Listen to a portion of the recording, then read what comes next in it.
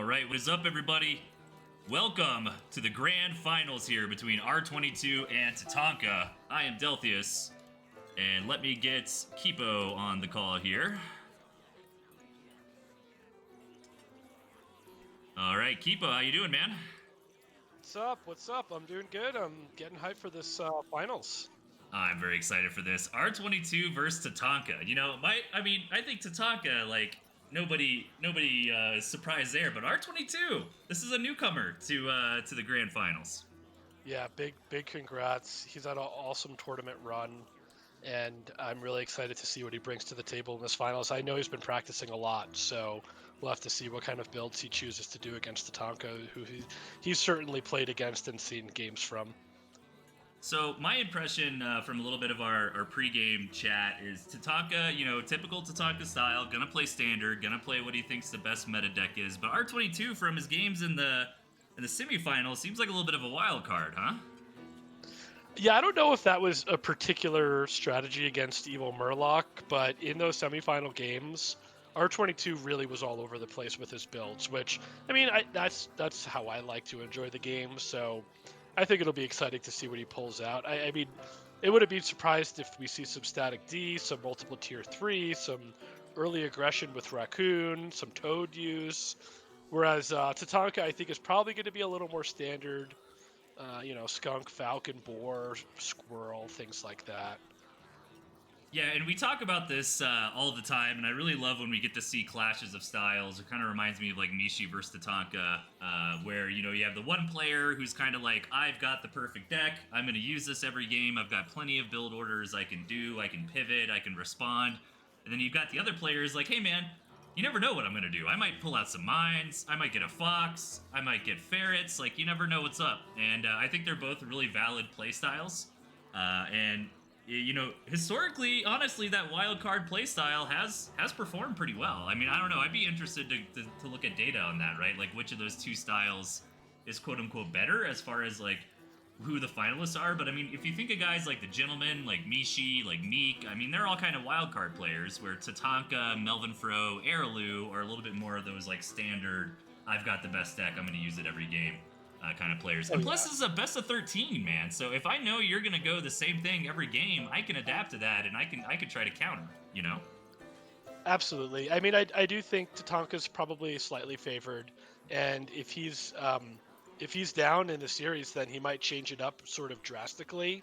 But I think the onus is going to be on R22 to bring it to him and to force him to adapt, because we've seen what happens in previous finals if Tatanka fails to adapt. Yep. Okay, well, levels should be good. Anybody in the chat, let me know if they're not. We did a little bit of testing before this. I think we're ready to roll. Without any further ado, we are going to do that biome change. I have coordinated that with the players, so that should be pretty easy to do. Let me flip over to the browser capture here. Maybe I should have tested this. Give me 1 second. Sorry, that is not working quite right. Anything else while I'm doing this? In the background you wanna say before we hop into this? There we go. No, I mean, I hope this is a tight finals. I'm really excited to see R22's rise to prominence. I mean, everyone knew that he was a top tier player, and you know there was no doubt that he was going to get into the bracket and probably take a couple wins off some good players. But to get to the finals for the first time is really impressive, and I can't wait to see what he brings to the table. He's clearly been playing a lot. He's clearly been thinking a lot about the game.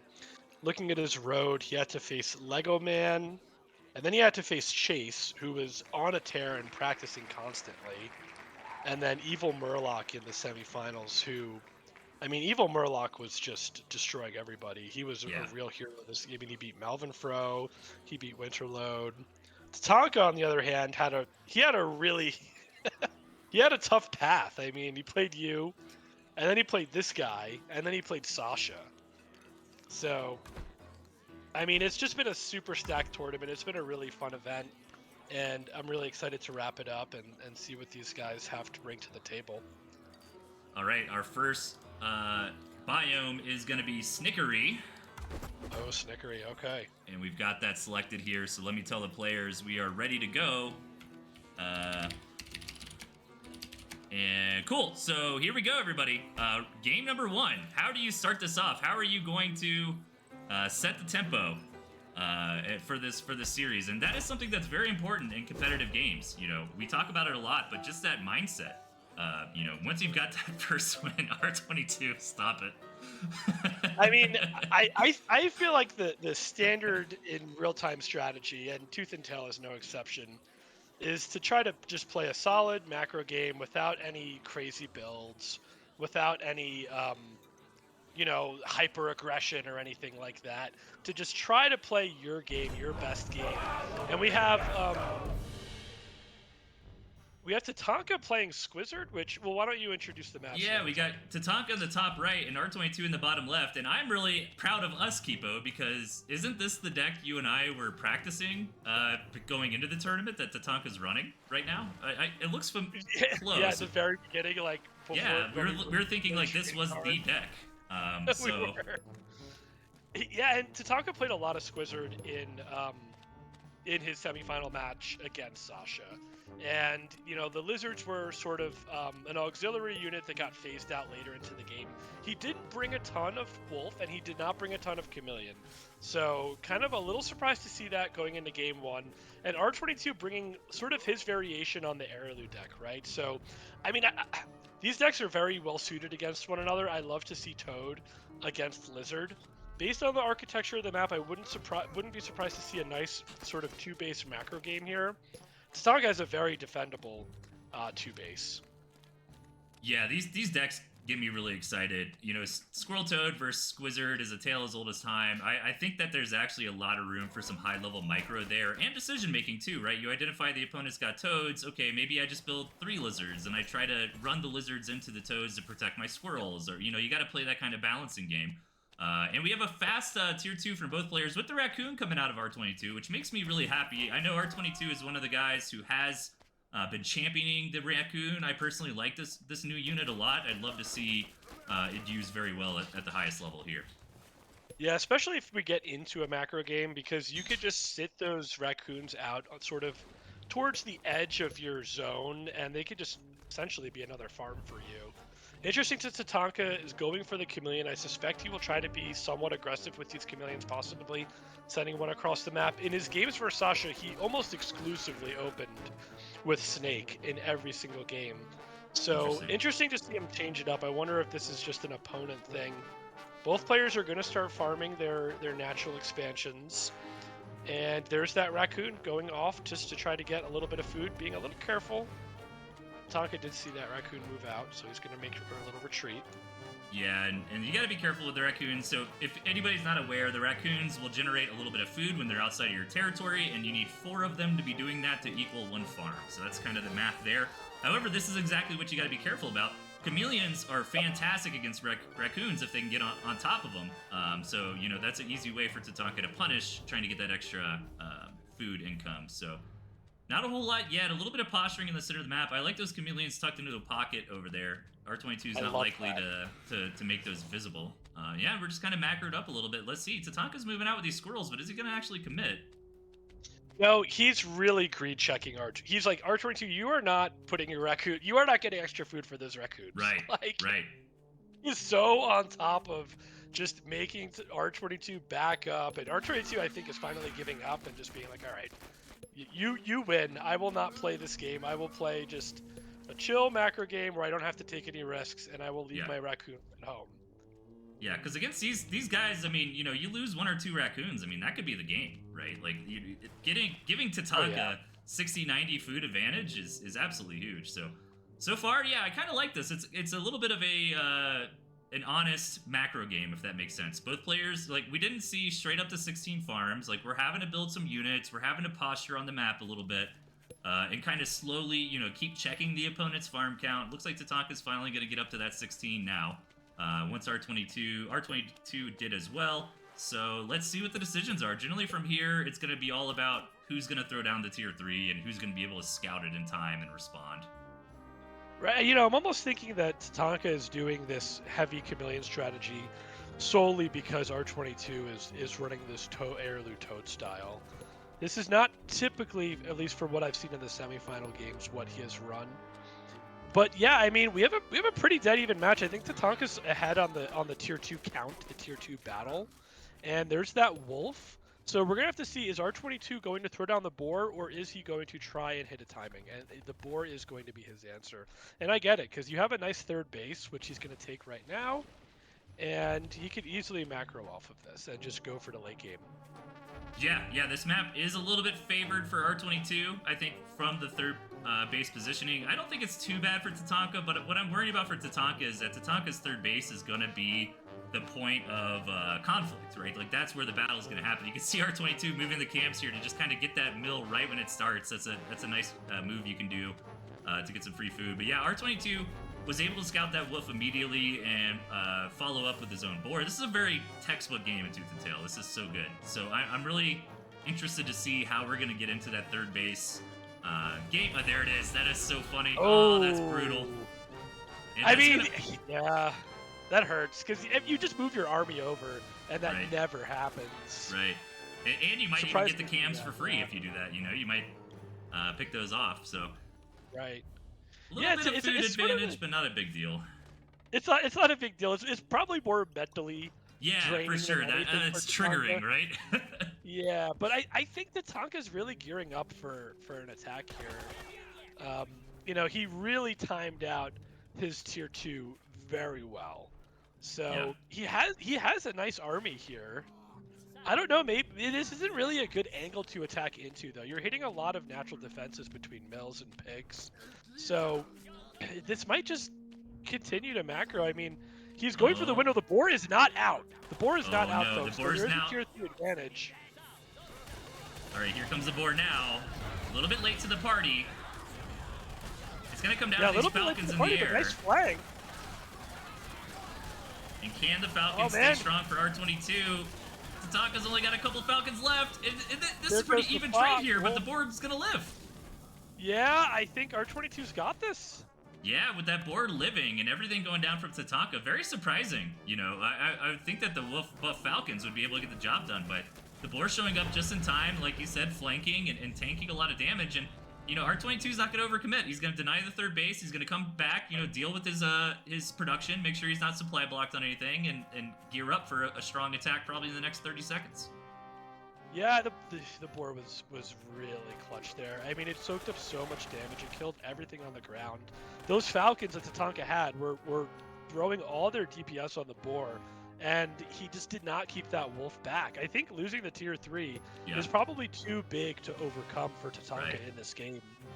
Yeah, that was a little bit of a blunder, right? I mean, R22 doesn't have any fast units like a lizard or fox or even like snakes. I mean, I think Tatanka needed to baby that wolf a little bit more in that engagement. You're right. If he could have walked away with that wolf, we're looking at a completely different situation here. But as you can see from the army value graph, you know, R22 in a pretty resounding lead at the moment. Let's see when he wants to go. I mean, I think his army's looking pretty good now. I mean, I think he's ahead. I think he can macro. I don't think he has to go. I mean, I think he puts the onus on Tatanka to do something, because from this position, R22 could just sit back for the next 5 minutes and just continue to build and accumulate, and he will slowly get further ahead. And it was a hard position, you know. Tatanka, he saw, oh, no tier 3, I have an advantage, let's go. And then, like, midway into the attack, the board just came perfectly, and it just wasn't the timing he thought it was. Yeah, and that's good decision making too, I think, to not attack. Because if you look into our Tatanka's 2 bases up here, it's a little bit awkward. You got the water coming in, you got a lot of clipping, you got a choke. Look at those Falcons; they're just ready for somebody to try it. Like I agree. I think R22 just gets his third base back up, and every time Tatanka tries to take this 1/3 base here, he just denies it. Right. Yeah, I mean, Tatanka has a lot of birds in the air. Yeah. But R22 is in control of the ground. Mm-hmm.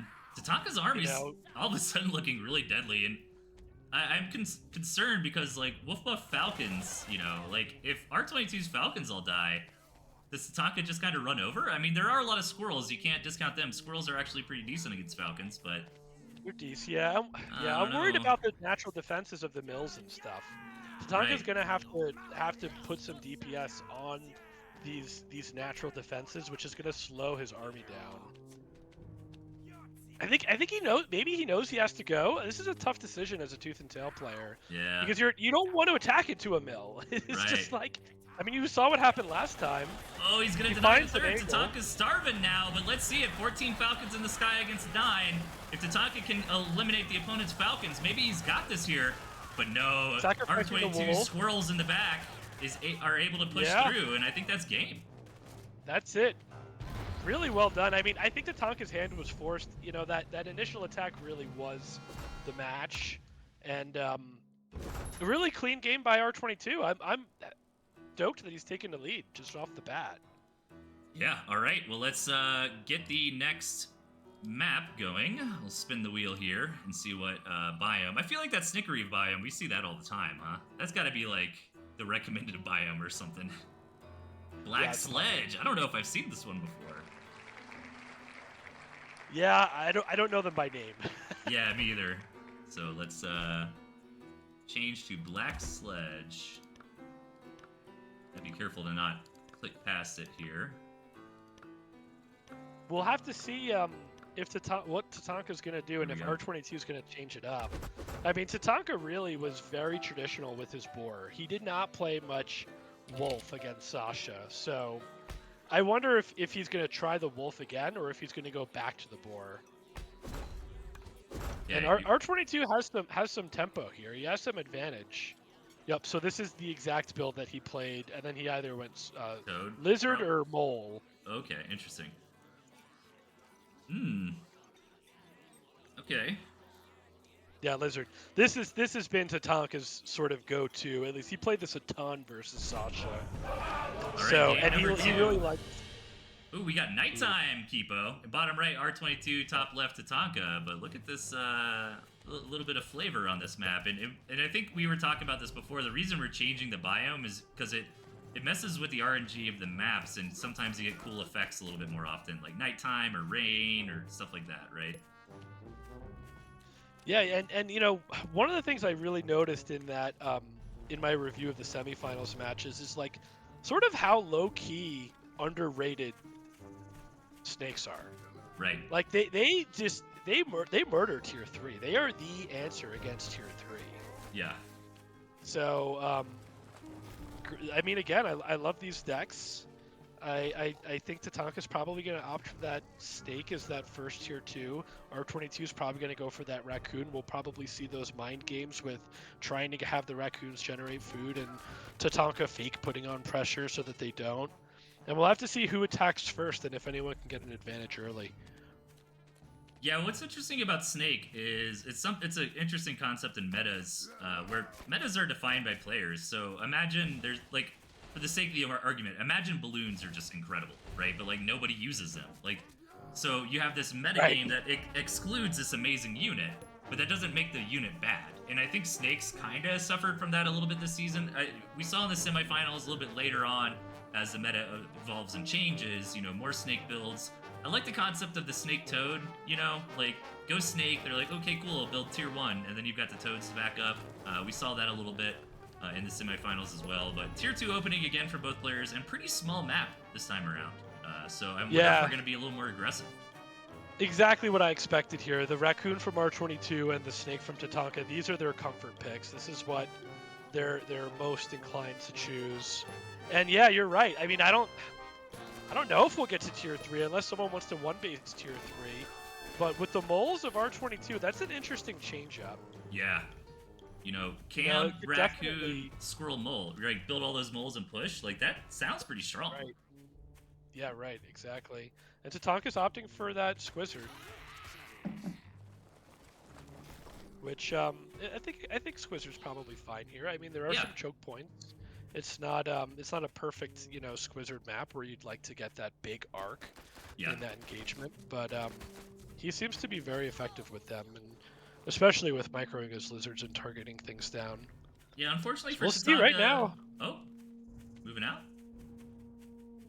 Okay, no, he's just positioning. But yeah, unfortunately for Tatanka with Squizzard, there aren't any of those like backdoor entrances to try to snipe a pig or anything. But yeah, I mean, I agree. Squizzard's so interesting in this game because It's so map dependent, as you suggested. You know, getting that concave surround. You know, pound for pound, Squizzard is better than Squirrel, but you can run so many different scenarios, right? Of like 18 squirrels versus 9 squirrels, 9 lizards, and you'll have times just based on the engagement where the lizards crush, and other times where they get annihilated. And this is what I was worried about for Tatanka. You know, these moles coming in, really gonna add a lot of extra punch to the fight.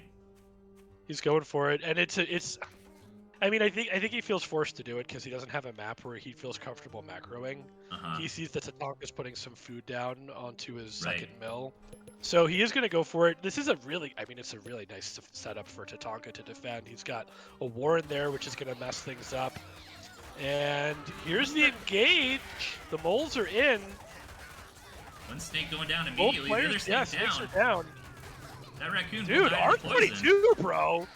Insane. Those snakes went down so fast. His micro is so good, man. He is targeting things down one at a time, and he is doing it so efficiently. R22 is really putting on a clinic today. Yeah, He's and got this is such game, a dude. it's such a short rush distance. These squirrels and these moles are able to get back over here so quickly. The pit goes down, and I mean, even if Tatanka pushes us back, the damage been dealt. R22's got this game in the bag. We talked about it, like, these lizards are not going to be super effective if they don't get a good flank, and they kind of just went in and just got DPS down almost immediately, and then the targeting fire on the snakes was perfect. R22's in a really good spot right now. I mean, the game's not over yet, don't get me wrong. Yeah, and I like this pivot from Tatanka. Get rid of the snakes, too slow, can't afford them. I'm surprised he's doubling down on the lizards, but the moles did get deleted by R22, so R22 is just probably going to wait for a raccoon and maybe push out. Let's see here. No, he's just going to go ahead now. He's got so many squirrels, and here comes some extra moles. Tatanka's going to have to do something crazy. Do you just try to base race if you're Tatanka? Like, I don't know. He's got a lot of lizards. I think you wait for them to start hitting mills and pigs and then try to engage to try to get at least a little bit of an advantage. Yeah, if I'm Tatanka, I'm trying to sneak my lizards over and snipe in the enemy mill, because I don't think we're winning this fight here. But let's see. Tatanka's going to go for it. Yeah, and I don't know if it's going to be enough, man. R22 going up 2-0. What? This is not the start that I expected. He's played so well, though. Yeah. Good game.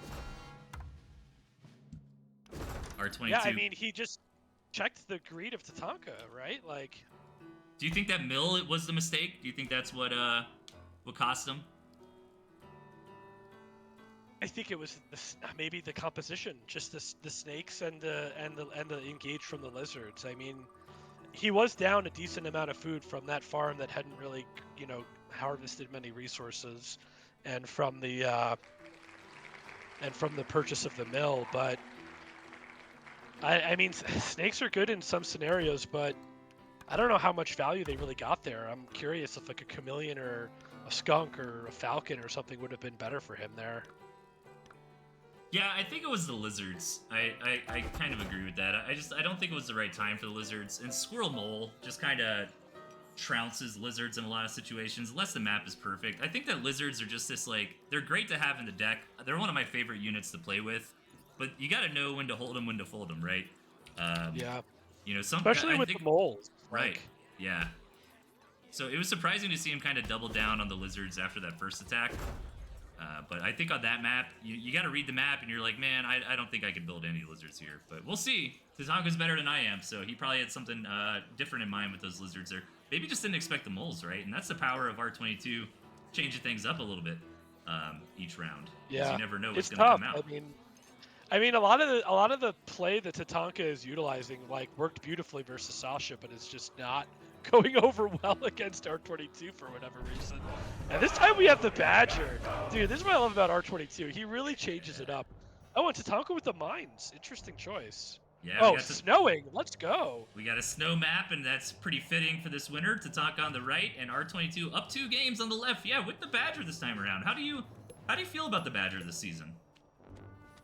I mean, the thing that's unfortunate about the Badger is that Tatanka has really been relying on Snake, and he has a Snake in this game. And the Snake is really one of the best units, if not the best unit, against the Badger. I'm curious about the mines. What part of R22's gameplay screams that you need to incorporate mines?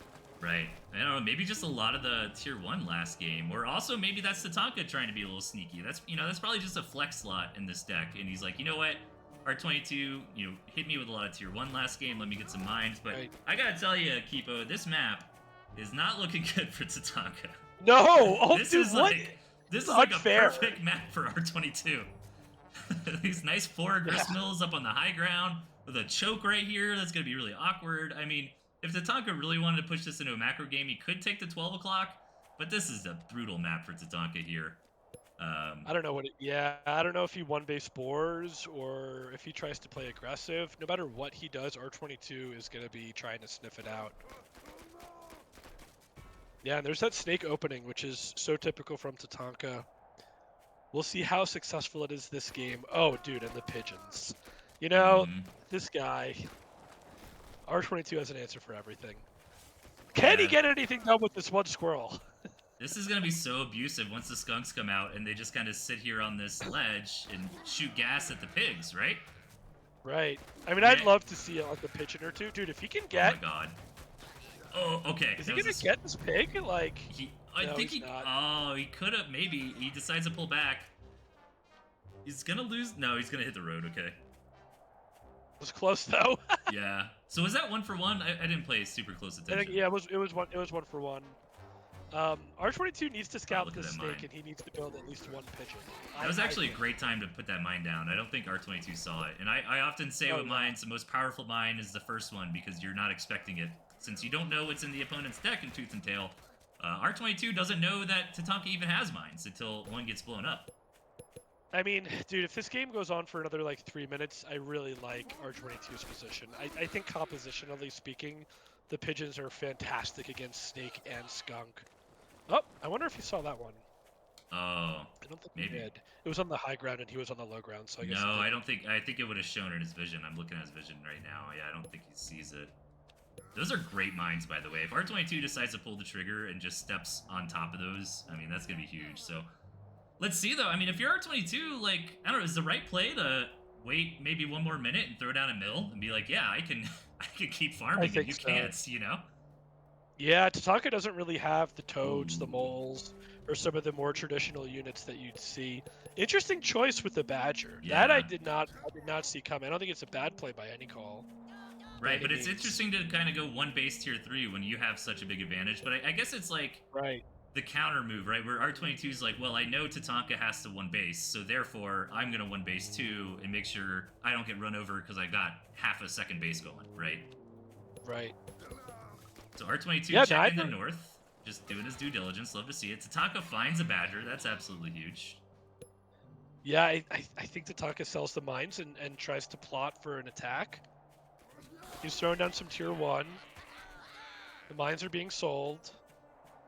He knows that he has a window and he has to take advantage of it. Yeah, if he micros this tier 2, he's really going to need to rely on his tier 2. And all the mines are going to be great against this squirrel-based defense. But, really got to be careful with these skunks. One skunk getting sniped immediately, but the other one is getting some good gas out on the field. A little bit of pigeons here backing it up for R22. R22 hasn't stepped on any mines yet, and he is able to target down some of these tier 2. But here we go. Tatanka's still got enough tier 2 left alive to start really getting some damage done. Will R22 be able to recover in time for the Badger get out is the question. It was just so risky to throw the Badger down.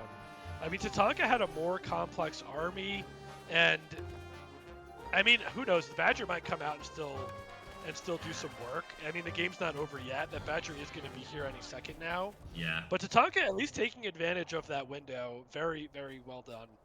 Not really losing too many key units in that attack. Oh. And here go the mines. Only a few squirrels go down, and the pigeons are going to help heal them up. You really want those mines to hurt everything and make the battle better. So those were kind of the best-case scenario mine hits from R22. But, man, the Badger is so scary, dude. Tatanka's got to target it down just right with the snakes, or he's going to lose. This is the last-ditch effort for R22. I feel very confident that Tatanka has got this, man. I mean, his micro is so good. He's already throwing down some pre-gas. He has a nice army here. Mine's doing a little bit of extra damage. The Falcons are in. Almost all of the squirrels are down. There's only 2 left right now. And here come the snake tags, folks. And that Badger is going to go down. Tatanka in a commanding lead. Now, R22 is surprisingly not dead because the pigs that he lost were starting pigs anyways, which was like super, super lucky. So the farms are more even than they should be for Tatanka knocking out 4 farms previously, but this next attack, I mean, you got skunks, you got mines against a squirrel defense, right? And, you know, you got Tatanka microing. I think this is going to be a point on the board for Tatanka here. I think R22, this is going to be a game he's going to want to take back and, you know, just... He really could have expanded and tried to play that defensive game. He has a good composition, but just selling all his tier 2 and just having 2 raccoons for that timing attack to Tatanka was just not enough, unfortunately. Tatanka, killer instinct, takes a game. Yeah, good play, good instinct there. Good composition, to be honest. That was really impressive. The Snake Skunk Mine doing a lot of work there. And I'm glad Tatanka got a point on the board. We got a series now, Kipo. Yeah. You know, the mines really were not a difference maker there. I don't know if he's going to use them again, at least in this next game. I highly doubt it. R22 kind of knows to, like, once you know to look out for mines, it kind of changes the way that you play. Mm-hmm. So I feel like we'll those see. mines got a couple of good hits, but yeah, I mean, I don't know. It's hard to say, right? Getting some of that AoE damage can help quite a bit. But to your point, he also had skunks, so it's like, do you really need it as well? We're going to Scrape Town this time around, ladies and gentlemen. And let's let the players know we're ready, and let's kick into it. These guys are being such good players, by the way, for the stream. They really are. They're being patient. They're waiting for me to tell them to go. This is great. Caster Delphius is very happy today. So both players are really falling back on their builds that they're most known for. Tatanka opting for the mole over the lizard. This is one of the adjustments that he makes. But this is essentially his bread and butter build. It's just sometimes he does it with Squizzard and sometimes he does it with mole.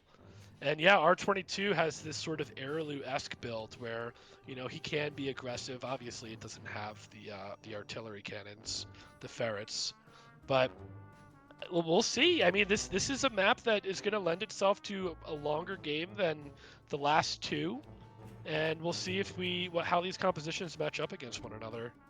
Yeah, we've got R22 in the top and Tatanka in the bottom this time around. And speaking of ferrets, do you think we're gonna see ferrets at all this series, or is that too spicy? You know, so for R22, he really has such a wide range of play, and he's not scared to do anything. If we see ferrets, it will be from R22. Tatanka, this is sort of what I expected from him. He's more like Araloo in that he's like, I have my build. It's worked 1,000 times. I think it's optimized. This is what I'm going to run. And sometimes it's going to be a mole, and sometimes it's going to be a lizard, and sometimes it's going to be a chameleon. Right, but like generally that speaking, flex slot, you know? Exactly, right. So we'll have to see how impactful the snakes are going to be. They were really clutch in his series against Sasha. I don't think that the snakes have done a ton of work in his series against R22 so far. So many tier 2 openings. I mean, why not? You know, but even on the small maps, I think we saw the players doing that. You know, back in my day, that was very, very punishable. But these both, it's one of those things where it's like, if we're both doing it, then it's fine. You know, it's okay. Like, yeah. Technically, right. like if we wanted to, we could both build no warrens and go to 16 farms, right? Like if we're both doing that, then it's okay to do. So I think these players both know that they like that tier 2 opener. They're safe to do it. And on this map, to be fair, it probably is fine. This is an interesting map. It's a little bit clunky in the center. There's a lot of roads. I like this double high ground. I'm curious if we'll see that really make the difference in some engagements. And R22's got a fine natural. This is actually a pocket. I think if Tatanka was cheeky, he could probably get some snake tags over that little campsite Possibly. there. Yeah, but I mean, it looks just fine. And I mean, I think the map is probably a little better for Tatanka. I like these 6 o'clock bases a little more if we really take it long compared to these west bases. Would love to see somebody take this campfire into 3 o'clock, and like that makes the difference. I always think campfire is a really interesting part of the game. But we'll see how the players want to go. Looks like Tatanka now is going to get that second base, and let's see what R22 decides to do. More tier 1 at the moment, so maybe he's gearing up for a little squad raccoon attack here. Yeah, you know, we haven't seen the Toads make a huge impact on the game so far. I'm curious to how they're going to be in a game like this, and if R22 is going to try to go back to Pigeon, knowing that Tatanka is so reliant on snakes. R22 is going to get that eco up a little faster. Tatanka has a bit of an army advantage because he does have that extra tier 2 warrant and extra tier 2 units. Yeah, let's see what kind of scout Tatanka gets. Oh, didn't quite get to see what's going on with that second base, so that's actually pretty big. Tatanka doesn't know if there's a mill there at all, if there's a mill with 4 farms. That's really the most important piece of information right now. You know, players are trying to count farms. Obviously, you're keeping... Oh, great job there from Tatanka. He is going to see that mill's up, but he didn't see any farm count. But yeah, you're trying to look for farm counts. You're trying to look for tier 3s. Obviously, getting a general idea of the composition of the armies. But really not falling behind in economy or in tech is kind of what's important right now in this mid-game that we're in. So yeah. We'll see. Yeah, I mean, nice scout by Tatanka there. Both players just macroing up. I think Tatanka... Yeah, he's in a slightly better position in terms of his army. R22 is in a slightly better position for his economy. Going into the Chameleons, R22 is really building a comp that does not want to fight to kite. It wants to just sort of clash in and do as much damage as possible as quickly as possible. Tatanka's building more of a kiting composition. Neither player has an attackable position right now. They're both very well defended. So I expect, you know, just a macro up for the next minute or two. Yeah, right now Tatanka is a little bit ahead in the farm. He threw down his board. Did R22 see the board? Not yet. That's actually really important. So I'm going to keep my eye on R22 for a minute and see what this scout looks like. You know, you really don't want to get blindsided by the boar. But to be fair, R22 does have falcons. And I think 4 falcons are enough to kind of deal with the boar if you angle it quite right. But let's see. He should see it now. I mean, Tatanka didn't try to hide it or anything. He's just kind of keeping it safe. So there it is. He sees the scout. I think he has to go. I mean, it's too slow to throw down a boar. If you throw down a boar as R22, you're going to lose the game. Yeah, because Tatanka's going to attack and it's going to be building. So he really needs to attack. You know, the timing isn't bad. He does have a nice army here, trying to get as many toads as possible. But dude, look where these skunks and falcons are from Tatanka. Dude, so that is so like, cheeky. Oh my god, I didn't notice those skunks right there. No, but dude, that's like the best spot for skunks I've ever seen. It's so good. Let's see. He's got to go. He's got to go because that boar is almost halfway done. And he doesn't necessarily have to kill Tatanka, but he needs a trade. Like, he doesn't want Tatanka to have a full army and a boar on top of it, right? So here we go. Yeah, let's see. Tatanka's kiting his squirrels back there, not going to be hit by the toads. Toads going forward, mostly taking out the tier 2. Dude, R22 is a nice composition here. Tatanka only has a couple squirrels. I think R22 is going to do it. It's going for the Warrens. Dude, the toad micro by R22 is really good there. It was very good, out, yeah. It doesn't matter. Yeah, interesting he's just targeting down these Warrens. I think his army's going to get cleaned up, but did Tatanka take too much damage is the question, and by focusing on the Warrens, R22 is trying to make that a reality. I think the boar will be able to clean up any of these stragglers here. But yeah, I wonder what Tatanka just wants to march across the map. I don't know about this. Let's see. Boar's just kind of out in the open. What's the deal with that boar right now? He's just chilling. So I mean, I was curious. Like, are the toads going to be effective? Right? I think they were super effective. I feel like they were, because that AOE, you know, on the tier 2, they got a little bit on the squirrels. You know, but more importantly, Kipo, like the toads force all the squirrels to have to run away and have really bad positioning. You know, they weren't ready for the fight, and that's so important in Tooth and Tail. If you're ever scratching your head on like why you lost an engagement, a lot of it comes down to like who's got their boots on the ground. Like the squirrels are just going to kind of derp around till they can find a tile. So if they have to all scrunch up, I mean, that's just so much time that they're not shooting. So the toads forcing the squirrels back like that pretty much took their DPS out of the fight, which is very huge. R22 is not just like clicking and then the toads are going in and exploding. He's holding the button down so that they can get maximal distance and then explode to get as much AoE damage as possible. Tatanka is he's basically saying, I'm going to sit back and macro because I can't really, I need to find a way to come back in this game. He's abandoned all his tier 2 except for a couple snakes. R22 has a much better, well-rounded army. That's going to be a free 60 food for R22. Yeah, Tatanka's setting up a little bit of a, probably more of a, in case we base race, I'm not going to lose base. Anything else? He's got the Campfire. Keep in mind, I mean, this sitting around is really helping Tatanka out. He's got the better economy, and I really like his decision making to just go with squirrels, like get some boots on the ground. You got the snakes to micro and try to, get tags on the opponent's tier 2 and that kind of stuff. I don't think Tatanka's out. I think this is still a game of tooth and tail here. Yeah, R22 kind of wishing he had maybe some snakes right now. I mean, honestly, more falcons was probably not going to hurt.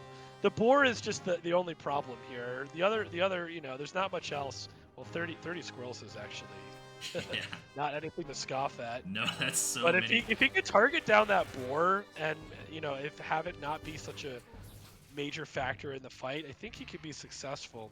Tatanka is going to macro up. He is building 3 farms. And he eventually will have a superior economy. But you're right, this is still anyone's game. I don't know how it looks when these armies clash. Yeah, and I think the big advantage for Tatanka, if you look at the income graph, I mean, the past few minutes, he's had a few farms lead, and R22 is starting to get a few extra farms, but R22 never even got 8 farms on the natural, right? Like, yeah, he's got some farms on that third base, exactly. So, he's making it up, but keep in mind the campfire for Tatanka, that's also an extra farm, so Tatanka's just got a ton of money. And with all these squirrels taking an engagement in this big open area makes perfect sense. Like I was saying earlier, all the squirrels got to find a tile to be a part of the match. But here we go. He's just going to send the boar in to try to kill all the toads and kite back the squirrels. That was such a good sacrifice play. And can 25 squirrels take out all these tier 2s? Yeah, no, these tier 2s aren't necessarily good against fighting squirrels, but maybe with the reinforcements it'll be enough. Tatanka being really, really cautious with his army, just taking off the reinforcements. The boar is supply blocked. R22 doesn't know if he can beat this army of squirrels or not. I don't think trying either to get player the best knows position if they're gonna win. Yeah, but I Tatanka's think got this it. defense, I don't know, with this defensive position from R22, is it enough? He lost a lot of squirrels there from the mill. I think he could have targeted the tier 2 a little bit better. But dude, I mean, come back here. I think Tatanka's got it, right? That was such good decision making to mass squirrels. It really was. This has been one of the craziest games that Tooth and Tail I've seen in a long time. Oh, I mean, so much supply just went down to that boar, and to try and get the toads past the boar. Right. Like, the toads basically did nothing. The boar is sacrificing itself to essentially tank the toads, keep the squirrels alive, was such a good call from Tatanka. And R22 trying to stay in it. I mean, it is the grand finals. You never know. That's the thing too. Like here, it looks pretty obvious. He should tap out, but you got to remember he's dealing with limited vision. He never scouted the 4th mill from Tatanka too. Oh, true. Yeah, so he doesn't know that Tatanka has four farms on it. But I really appreciate the game sense from Tatanka. Like recognizing that there are no skunks, right? Like. There is no boar. There is no real true AoE from R22 that is going to threaten Mass Squirrel, so long as you can deal with the toads with the boar, which is essentially what happened.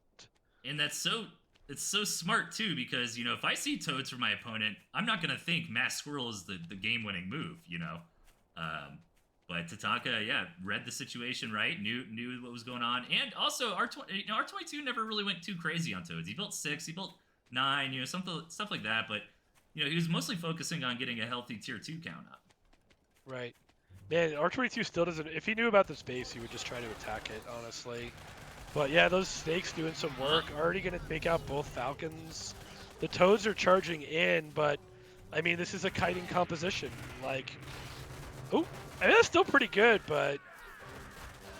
I think we got a tied up series on our hands here, Kipo. 2-2. Good game. As Tatanka, with some awesome squirrel board decision-making, was able to take that one. Yeah, a lot of these games, you've played them a million times, and it's kind of like seeing the same thing over and over again, but that was a weird one. Yeah, for sure. To your point, this isn't that. That is when the meta can be a little boring, where it's like, oh, we're all going to go Wolf Falcon Cam and trade armies, and one person's going to win. Like, it is fun when you have nuanced games where a lot of cool stuff happens. Definitely the case in that last one. We're going to no district this time. Easy peasy. Yeah, well played by Tatanka. I mean, I think he was pretty behind, but I mean, you were kind of like saying this as the game was going on, like, well, Tatanka, even though he lost like all of his army and lost like a ton of Warrens, he pretty much consistently had a superior economy throughout the whole game. Cool. All right, here we go.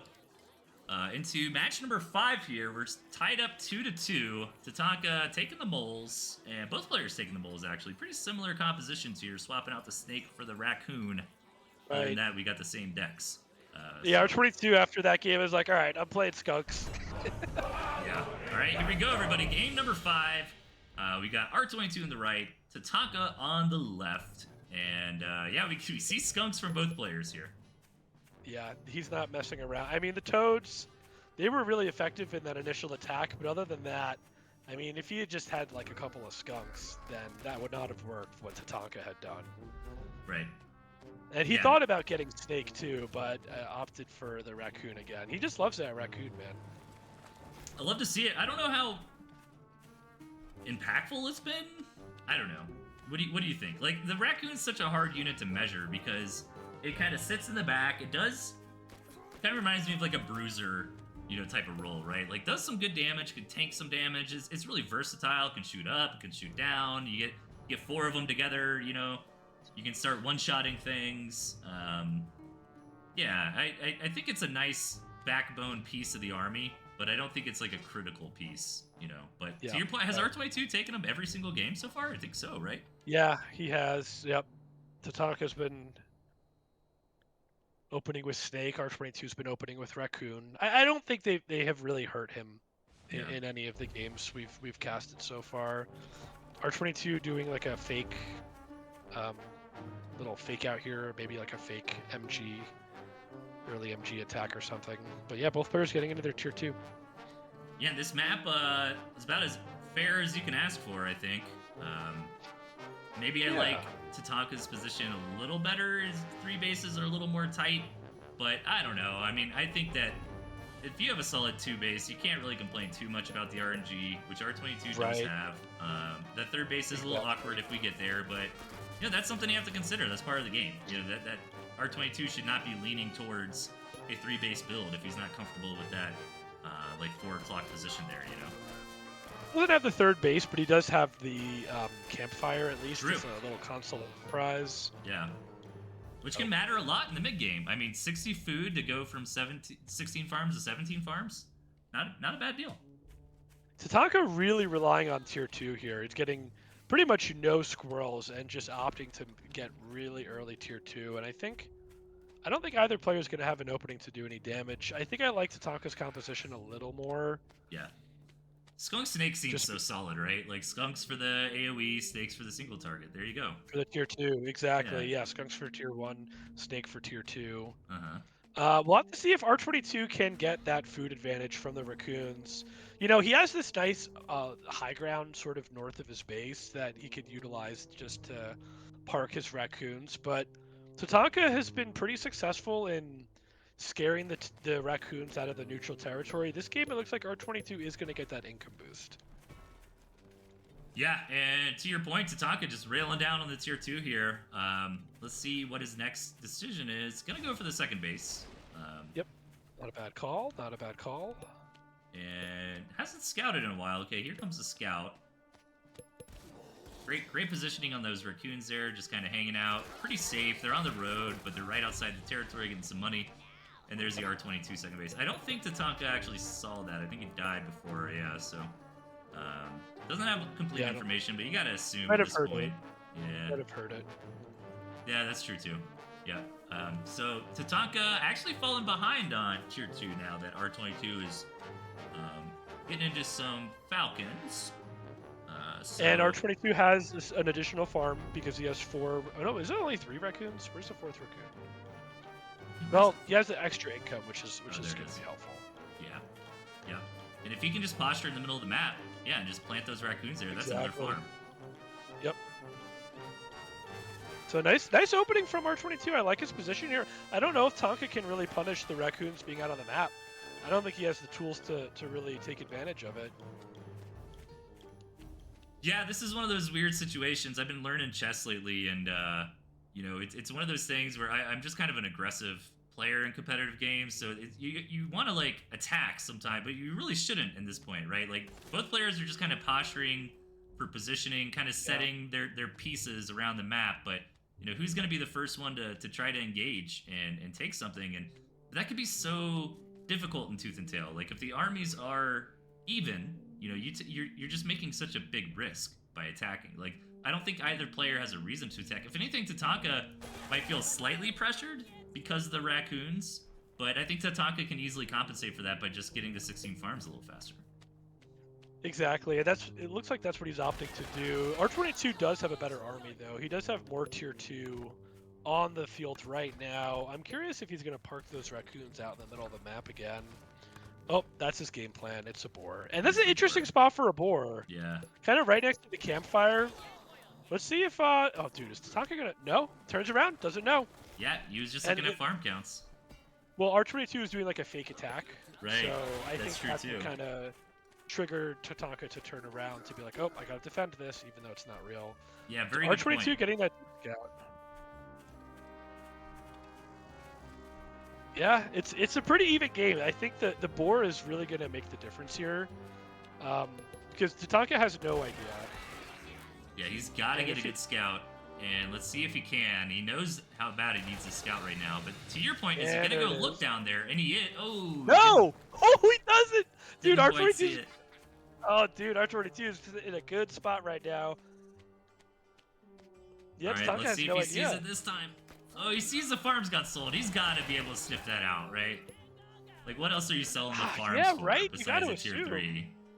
Dude, the pigs are fighting. He's got 8 falcons though. Campfire right now. Oh, are they? That's funny. I don't think I've ever seen that before. Wow. The pigs win. Damn, dude. Yeah, the campfire didn't have vision on it because they're on the high ground, so they didn't even take any damage. That's crazy. I don't think I've ever seen that before. Yeah, it's kind of a weird interaction. Yeah. So what does Tatanka do? I mean, he doesn't. I feel like he's taking the middle ground here. He's not getting a tier 3. He's not expanding. I mean, he's not attacking. I guess he thinks he's one farm ahead. There's a miscalculation here from Tatanka's end. Here comes the because boar. now the boar is out, and I think R22 just wins the fight, and he has more falcons. The only thing I'm worried about's the tier 1 from Tatanka. You know, if he can keep those back, I mean, pretty even falcon counts. We got the snake, as we've been talking about, to be able to try to get that boar. Ooh, this might be a better engagement for Tatanka. R22's I think it is. units are all clumped up. I don't know that it matters, though. I think the boar is just going to wreck everything and soak up some damage. Yeah, I mean, dude, so many of my Tooth and Tail games end like this. Oh, yeah, 100%. Yeah, that board just did so much work in that fight. R22 should be able to close it out from here. Plenty of tier 2 still alive, but they are very weak. So let's see if R22 decides to keep pushing. I think he should. Just needs to make sure to get that board to go first and try to tank the damage. Yeah, a little bit of underwhelming game, I think. You know, Tatanka just not finding that boar. But sometimes that happens, you know. I mean, we got to see pigs fight a campfire. That's true. We did see that. Tatanka gonna run in, and Scout doesn't really do too much for him this time around. Just gonna try to build as much as he can. Tatanka is putting it back together a decent army, but R22 just won that fight with so much left over. If you look at the army graph, I mean, you know, he won by 300 food or something. If you don't scout something, you almost have to just assume and just guess. I mean, it's tough, right? Like, I mean, it was hard. I don't know that Tatanka should have necessarily attacked. He's going to turn into a base race. Yeah, R22 sniffs it out. He sees it. Hey, getting this second base and being able to run away. I mean, this is Will good for he be able to Tatanka. run away? I think he's going to get cut yeah, off. that's true.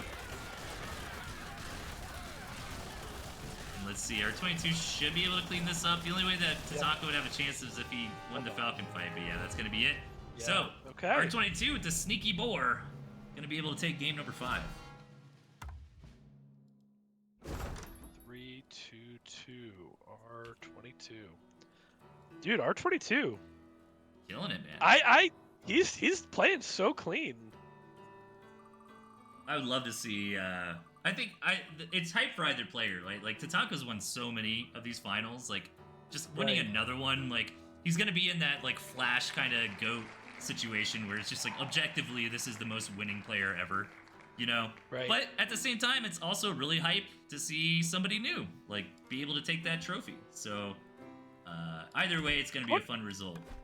Oh, Yeah, I oops. wonder if either player is thinking about changing it up, because they've kind of been smashing these strategies into one another, game after game. And I know R22 has a wide range. I think Tatanka's probably. I mean, if he had played Squizzard on that map, it would have been very favorable for him since it was so open. So maybe Tatanka shifts into lizards and away from moles. This is exactly what I was thinking R22 was going to do. Here come the ferrets. Yes, the ferrets, the toads. No. Oh, he's just teasing us. Honestly, Yeah. I didn't say anything last game, but outside of Tatanka's base, that like high ground cliff, that was so abusable by ferrets. So I was wondering if R22 was like subconsciously picking ferrets because he's looking at that cliff like, oh man, if only I had ferrets, you know. It's also, I feel like the toads and the ferrets synergize so well with one another because Right. the ferrets force your opponent to engage, and then the toads smash into everything. So I feel like to have one without the other is kind of tricky. I mean, obviously. Or like mines or something is another good one with ferrets, right? Oh, dude, what a map! This is Yeah, beautiful. here we go. R22 on the right and Tatanka on the left, and I love R22's deck. This is like if I was gonna get on and play, this is what I would want to work. I think that objectively the skunk should be the raccoon, you know, but the raccoon's just such a cool unit. Like I love that R22 showcasing to us that yes, it can work. Yes, you can get good value out of it, and it's a viable option. So that's fantastic. And I'm not scared of playing a little heavy on the lizard end on a map like this. Yeah. You know, there's a lot of wide open space. You could definitely get your flank off with them. There is a little sneaky way to get into Tatanka's base. Yeah, there's a couple. There's one from the south. There's also this little marsh to the north. So there's a few options to be cheeky with the lizards here. Yeah, I mean, you're not going to attack in to his second mill because it's just such a harsh choke point. Right. But if you do fight in the middle of the map, the lizards can be very good. And if you, yeah, so we'll see. We'll have to see if they play a factor in this game. Yeah, I'm glad we got a big map here. We've generally been on some like smaller, medium tile sets so far. So hopefully we'll see a nice long macro game. This guy, I think it was in the chat earlier, but somebody did mention stamina, which I think is going to become a big factor. You know, and if you have to play these long, complicated macro games with lizards attacking here and trying to put mines in the right spot and you know, these are human beings with human fleshy brains, right? They're going to start getting tired over time. You know, a best of 13, that's a grueling series. So they're also making like micro adjustments based on right. their wins or their losses, or analyzing play patterns and like unit selections so that they can try to get like a slight edge, because they are making little incremental changes. Yeah, I mean, we'll see. Are these lizards gonna do it? Dude, I think this is gonna be very well done by R22 to sniff this out. Dude, the greed check. Like, dude, you cannot build a mill and then just build a farm. Are you crazy, Tatanka? Yeah. You think you can get away with that against R22? And he would have got away with it if it wasn't for those pesky lizards, right? I mean, this is such a big map. You know, this is such a large map. Maybe you should feel a little more comfortable being a little greedy. But, you know, R22, again, one step ahead. Just thinking, hey, you know, maybe my opponent's going to be greedy. Let me open up the lizards just in case. And this is that utility of the lizard we were talking about earlier, where it's like, you got to know when to build them, when not to build them. But just having them in your deck, all of a sudden you have this large map with multiple attack entrances, and these lizards are doing great. R22 might be overstaying his welcome a little bit, but still got value there. Did you notice if Tatanka sold that farm or if it got killed? He sold the farm, and it was a very good trade for Tatanka. He only lost maybe 2 squirrels against maybe 6 that went down for R22. I mean, it's not a huge swing in the game, but I mean, this is what I was saying. Oh no, these mines. This is what I was saying earlier when I was like, R22 really does have a range, because, you know, we haven't seen a game like this where someone just masses lizards. Yeah. So he can really play a lot of different styles, and it's quite impressive that he is so good with all of them. Yeah, and I really was impressed by that last lizard attack, which is 6 lizards. So that was a nice feint. And R22 has been doing a lot of feints this series. But basically, he's trying to apply quote unquote pressure to Tatanka, but really he was expanding in the back. And all he's doing is just making Tatanka stay on edge. You know, not feel comfortable throwing down a tier 2, not feel comfortable throwing down more farms. But Tatanka was able to break out, scout it, and he's like, you're full of crap. I see you making a mill. And then that was kind of his trigger to go ahead, get into his tier 2, get into some farms. But here are those 4 raccoons again, Kipo, just out on the map, making some food. And R22 does not know about the mines, right? No, he has not seen mines yet. I do like this one little mine over here covering the marsh attack angle we talked about. But look at this. Mine. Yeah, a little marsh mine over there. R22 going down to as low as 3 lizards, but now it's starting to build back a little bit of tier 1, and there goes the wolf. Wolf and boar, yeah, same time. Yeah, let's see the scout from Tatanka if he's able to see the tier 3, and he does. Very nice. R22 needs to go on his scouting spree. Let's take a look at R22, see if he can see that boar. Yeah, it's pretty even. I mean, I think Tatanka has like an extremely that was so lucky. Well that was so lucky. He was just sitting there to try to get his HP back, and now he knows mines are on the field. Yeah, I mean, Tatanka building up his tier 2. So he's going for his classic. This is like sort of what I've seen a lot of in Tatanka's play is mass falcon and boar. Like he will slowly start chipping away and selling those squirrels to get as many falcons as he possibly can. Boar's on the way. Fox is building. They're both just building up to their, perfect composition. And then we'll see if a player wants to attack or expand. Look how cheeky that campfire is. I mean, that is a nice spot for a campfire. Yeah, that looks like an RP campfire. I would go rest my bones by that campfire. It's very alluring on this dark, snowy map, isn't it? And it's very well protected on the high ground, Yep. And Tatanka thinking about that third base in the bottom, R22 as well. This might be a real macro game. Yeah, I'm thinking it's looking like it. I don't know if either player really has a window. Tatanka's getting his falcon count up quicker and higher, but R22 is basically sold down on all of tier 1. Must be suspecting that there's not going to be a fight upcoming. I feel like a lot of there's the wolf. Yeah, the boar's been out for a minute, and to your point, like it's pretty telling that Tatanka hasn't pulled the trigger. And as course, caster curse, right when I say that he's going to move out. But a lot of the other mills on this map just don't look very alluring, to actually take as a real base. So I wonder if we are going to get stuck on 3 bases. Maybe R22 can take that 4th one on the high ground. But here we go. Are we going to fight, or are we just kind of posturing? Dude, 10 falcons versus 4. Yeah, and I mean, no tier 1 to shoot up either. He's really relying on these raccoons to take out the falcons. Right. And the boar is going to almost go down. No. Oh my God. No commander for Tatanka, by the way. The boar living is so huge. Dude, no commander for Tatanka, but R22 couldn't punish. I think Tatanka has it. Yeah, I think Falcons just didn't have enough to let the Falcon come. R22 just didn't have enough to shoot up, right? I mean, he did have his raccoons. I wonder how useful the cams were.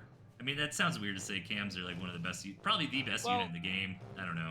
Yeah, I mean, R22 took the ground pretty much immediately. Like there was nothing on the ground for Tatanka like very early into the fight, but it didn't matter because he had a huge Falcon count and that boar soaked up so much damage.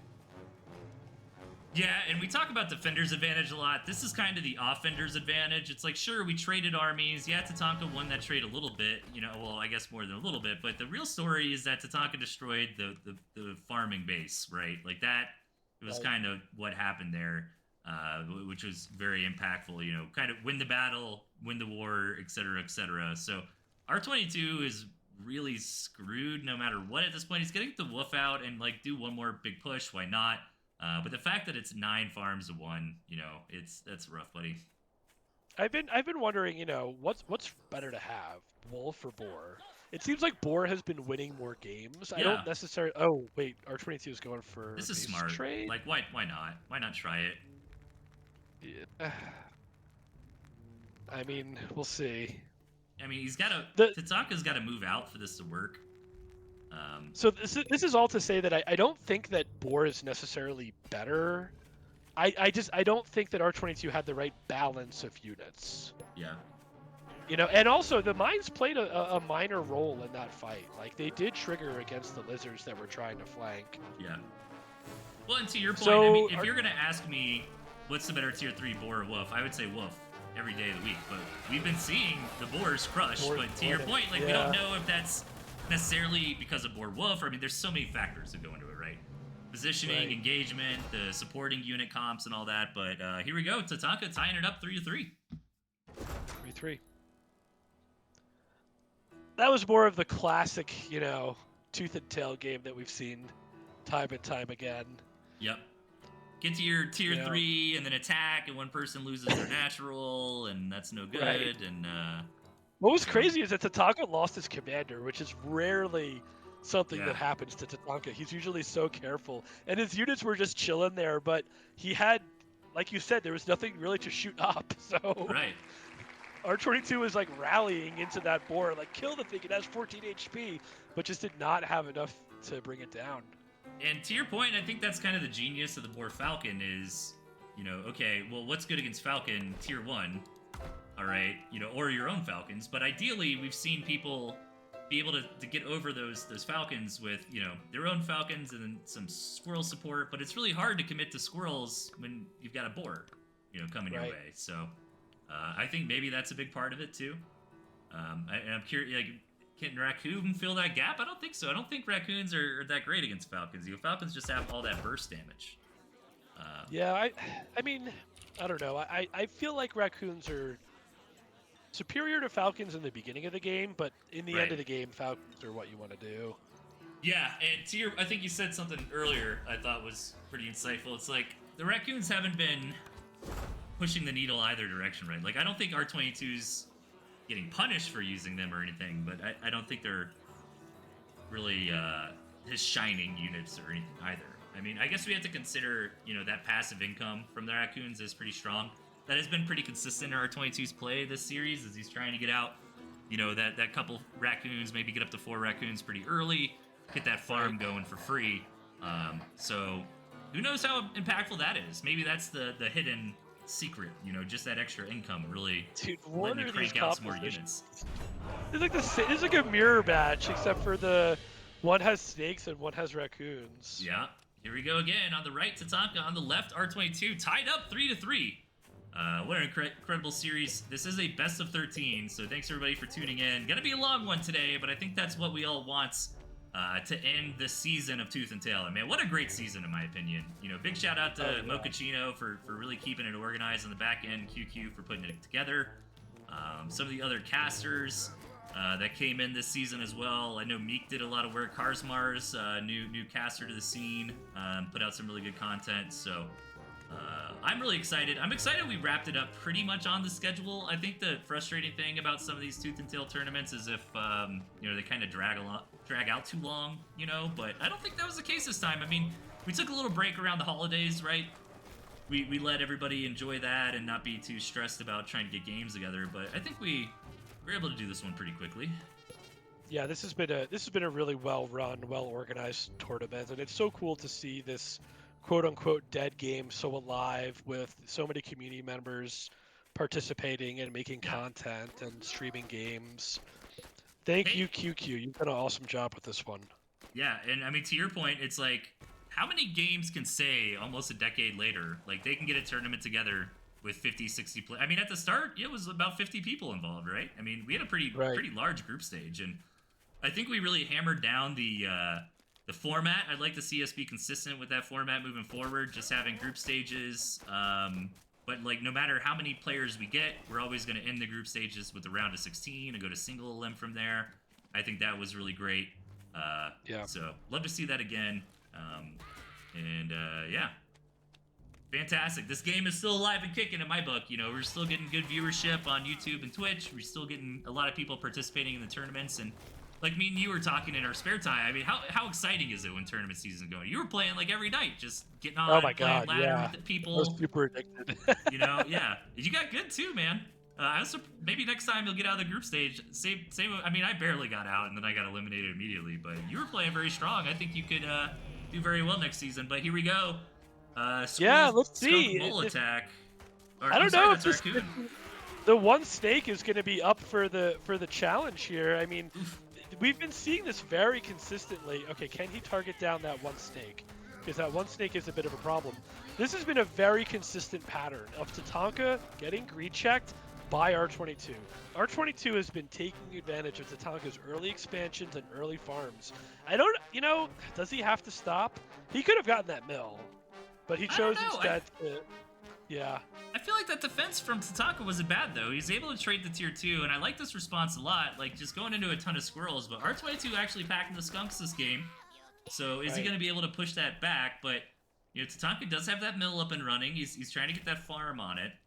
But yeah, I mean, even amount of squirrels plus raccoons. Maybe I'm not looking at this right. Maybe R22 is in a really good spot at the moment. Let's see if he decides to push in. One skunk. If he does like a one skunk, like the second that skunk comes out, just push with the moles and the raccoons. He's got a superior composition for sure. Yeah, and you can't count Mass Squirrel out against Skunk immediately. If they do get the right engagement, they snipe it down. They don't take out too much skunk gas. It can happen, but it can be frustrating. And that's kind of easier said than done. So with this water here, that's actually bad for Tatanka. It's going to slow his units down, but here we go. Let's see. Yeah, I mean, I don't know, man. R22 is looking pretty good. The squirrels are falling. All the tier 2 is still up for R22, and he is going to take this game. At least that's what it looks like. Tatanka is just such a gentleman's agreement. Let's macro up, and he kind of assumed, maybe he's making a bad assumption that R22 wants to play that game as well, and R22 is like, no, bro. I'm going to build some raccoons early. I'm going to try to be aggressive, and if I sniff anything out, I'm coming in. And, even after, when he started matching squirrels, to put 2 farms down on the mill. Yeah. Like, after that that first was attack, a little greedy. That was very greedy, for sure. I mean, there's no way. Raccoons are really going to shine in these low number engages, and every squirrel is being microed down, and that's going to be it. R22 is going to take it. Well, hey, I mean, to address the fatigue issue, you're not going to get fatigued if you play 4-minute games. Big brain move from R22. So it's first to 7 wins, right? Correct. First to 7 wins. So we got 4 for R22, 3 for Tatanka. Let us see what our next map will be. Let us spin the wheel. And this is such a big series, we're probably going to run out of spins here. Right. And have to reset this, Johnny. We'll just have to go to random. I don't know. All right, we got Vishal. It's interesting to see the patterns over time. R22 really sniffing out that Tatanka is going to play greedy, and the composition of skunk and raccoon. And raccoon was just, it was perfect for what Tatanka was bringing to the table. Yeah, Tatanka's got to pivot. I mean, he wants to play the honorable nerds game, macroing up, yada yada yada, and like R22 is not going to let you do that, man. And R22 is a smart enough player to say, hey, you invested 120 food into that mill and that farm. I'm railing just units. Map is short enough. I'm going to punish you for it. So I agree. I think Tatanka at this point really just needs to stop doing that, right? To understand R22 does not want to greed with you. He wants to punish your greed. And here we go in the bottom right, Tatanka, in the top left, R22 on a nice little sunsetty map, little dim, little evening here. And the big shift out of Tatanka is dropping the snake. He has been very consistent with playing snake in every one of his decks, except for, I think, the first game. And he has been very consistent with opening snake as his first tier 2, often going squirrel right into snake. And that's what R22 has been taking advantage of. Dude, I think so the bigger drama here is the fact that Tatanka picked up raccoons. Do you think he's like, man, these raccoons are doing so good for R22. I want some of that. That's gotta be it, right? Maybe, yeah. I mean, everyone's practiced with all the units. I mean, raccoons aren't a necessarily tricky unit. Right, they're So, easy to but control. we'll I mean, see. it's not that Right. complicated. It's like a big squirrel, pretty much. Yeah, and it's like, it is. It really is. And like the Badger as well. We haven't seen the Badger out of Tatanka yet. So Tatanka really changing things up here. He is, yeah. I mean, he's recognizing that. I don't think has R22 really played Snake. Not Are we doing much. a Mole Rush? Okay. It hasn't been a huge part of his game. So recognizing that without Snake, the Badger could be more effective. This is a weird map. It's like, I think this awkward. Nobody likes to be on the low ground around the high ground, you know, that Tatanka is. But I think once Tatanka starts developing his base, it's going to end up kind of being a better base than R22's. R22's got a nice middle of the road base, right? Like nice 3 mills on the high ground. But attacking it through the water, around the trees, around some of the awkward cliff sides into Tatanka's base might be difficult for R22. I'd imagine the attack path is going to be a little bit more direct to that high ground mill a little northeast of the lake. But we'll see what R22 decides to do. Both players right now going for 4 raccoons. Again, you put those outside your territory, and that's pretty much like an extra farm going for you. Yep. We'll see where they want to take the game after that. I love Raccoon. Like, it just I is do from a too. game mechanic standpoint of like forcing the players to think and engage and place units on the map in uncomfortable position. Yeah. Like things that change the dynamics of how the games are typically played. I think it's a really good addition to the game. I agree. If anybody's looking at this and they're like, what the hell is this raccoon? I boot up Tooth and Tail and I don't see it. There is something on the workshop called the TNT 2025.1 Championship mod. It's pretty much what the whole community uses. It's the latest balance patch. It's got the raccoon in there. So if you want to play Tooth and Tail, you can easily find the Discords in my video descriptions. But yeah, be prepared to be on this mod. But here we go. Ooh, interesting attack. Really good micro from R22. And they're both just targeting down the opponent's raccoons as fast as possible. Is Tatanka gonna get the better trade here? Can he keep his... Oh, the pigeons! Dude, yes! that raccoon! Oh, man. Oh my god. R22 really wanted to go for it. He saw the pigeons and he's like, I could build moles and have a superior composition. But he put the mole warners down and they were not ready. Like, the moles were not out when the fight began. So Tatanka had a slight advantage, and I think that just came down to micro. I mean, I think if you put those armies, smash them up against one another like 10 times in a row, it might be a different outcome each time based on that micro. Dude, the 1 HP raccoon, dude, the pigeons made such a big difference there. Squirrel pigeon raccoon is such my jam. Like, I love everything about this composition. I love trying to micro your raccoons back. Yeah, you got to make the decision. Do I micro my raccoons? Do I focus fire? Do I pull them back and let them get healed by the pigeons real quick? Like, that's so much fun, so micro intensive, so high skill ceiling. But yeah, that's big the win hardest from Tatanka. part, yeah, well done, dude. That one raccoon surviving, like, It's huge. but those decisions. Do I engage in offensive or defensive micro? I mean, that's what separates the great players from the best players. Yeah, like, for sure. Those snap second, judgment calls about, do I focus fire or do I kite? And Tatanka just played that perfectly. Just micro down each raccoon individually, one by one, and then ran back and saved his last raccoon, and that's what was able to let him snowball the fight. And now Tatanka has a great position. I mean, his raccoons are out of the map, he has an extra farm, and R22 is forced to play defensively.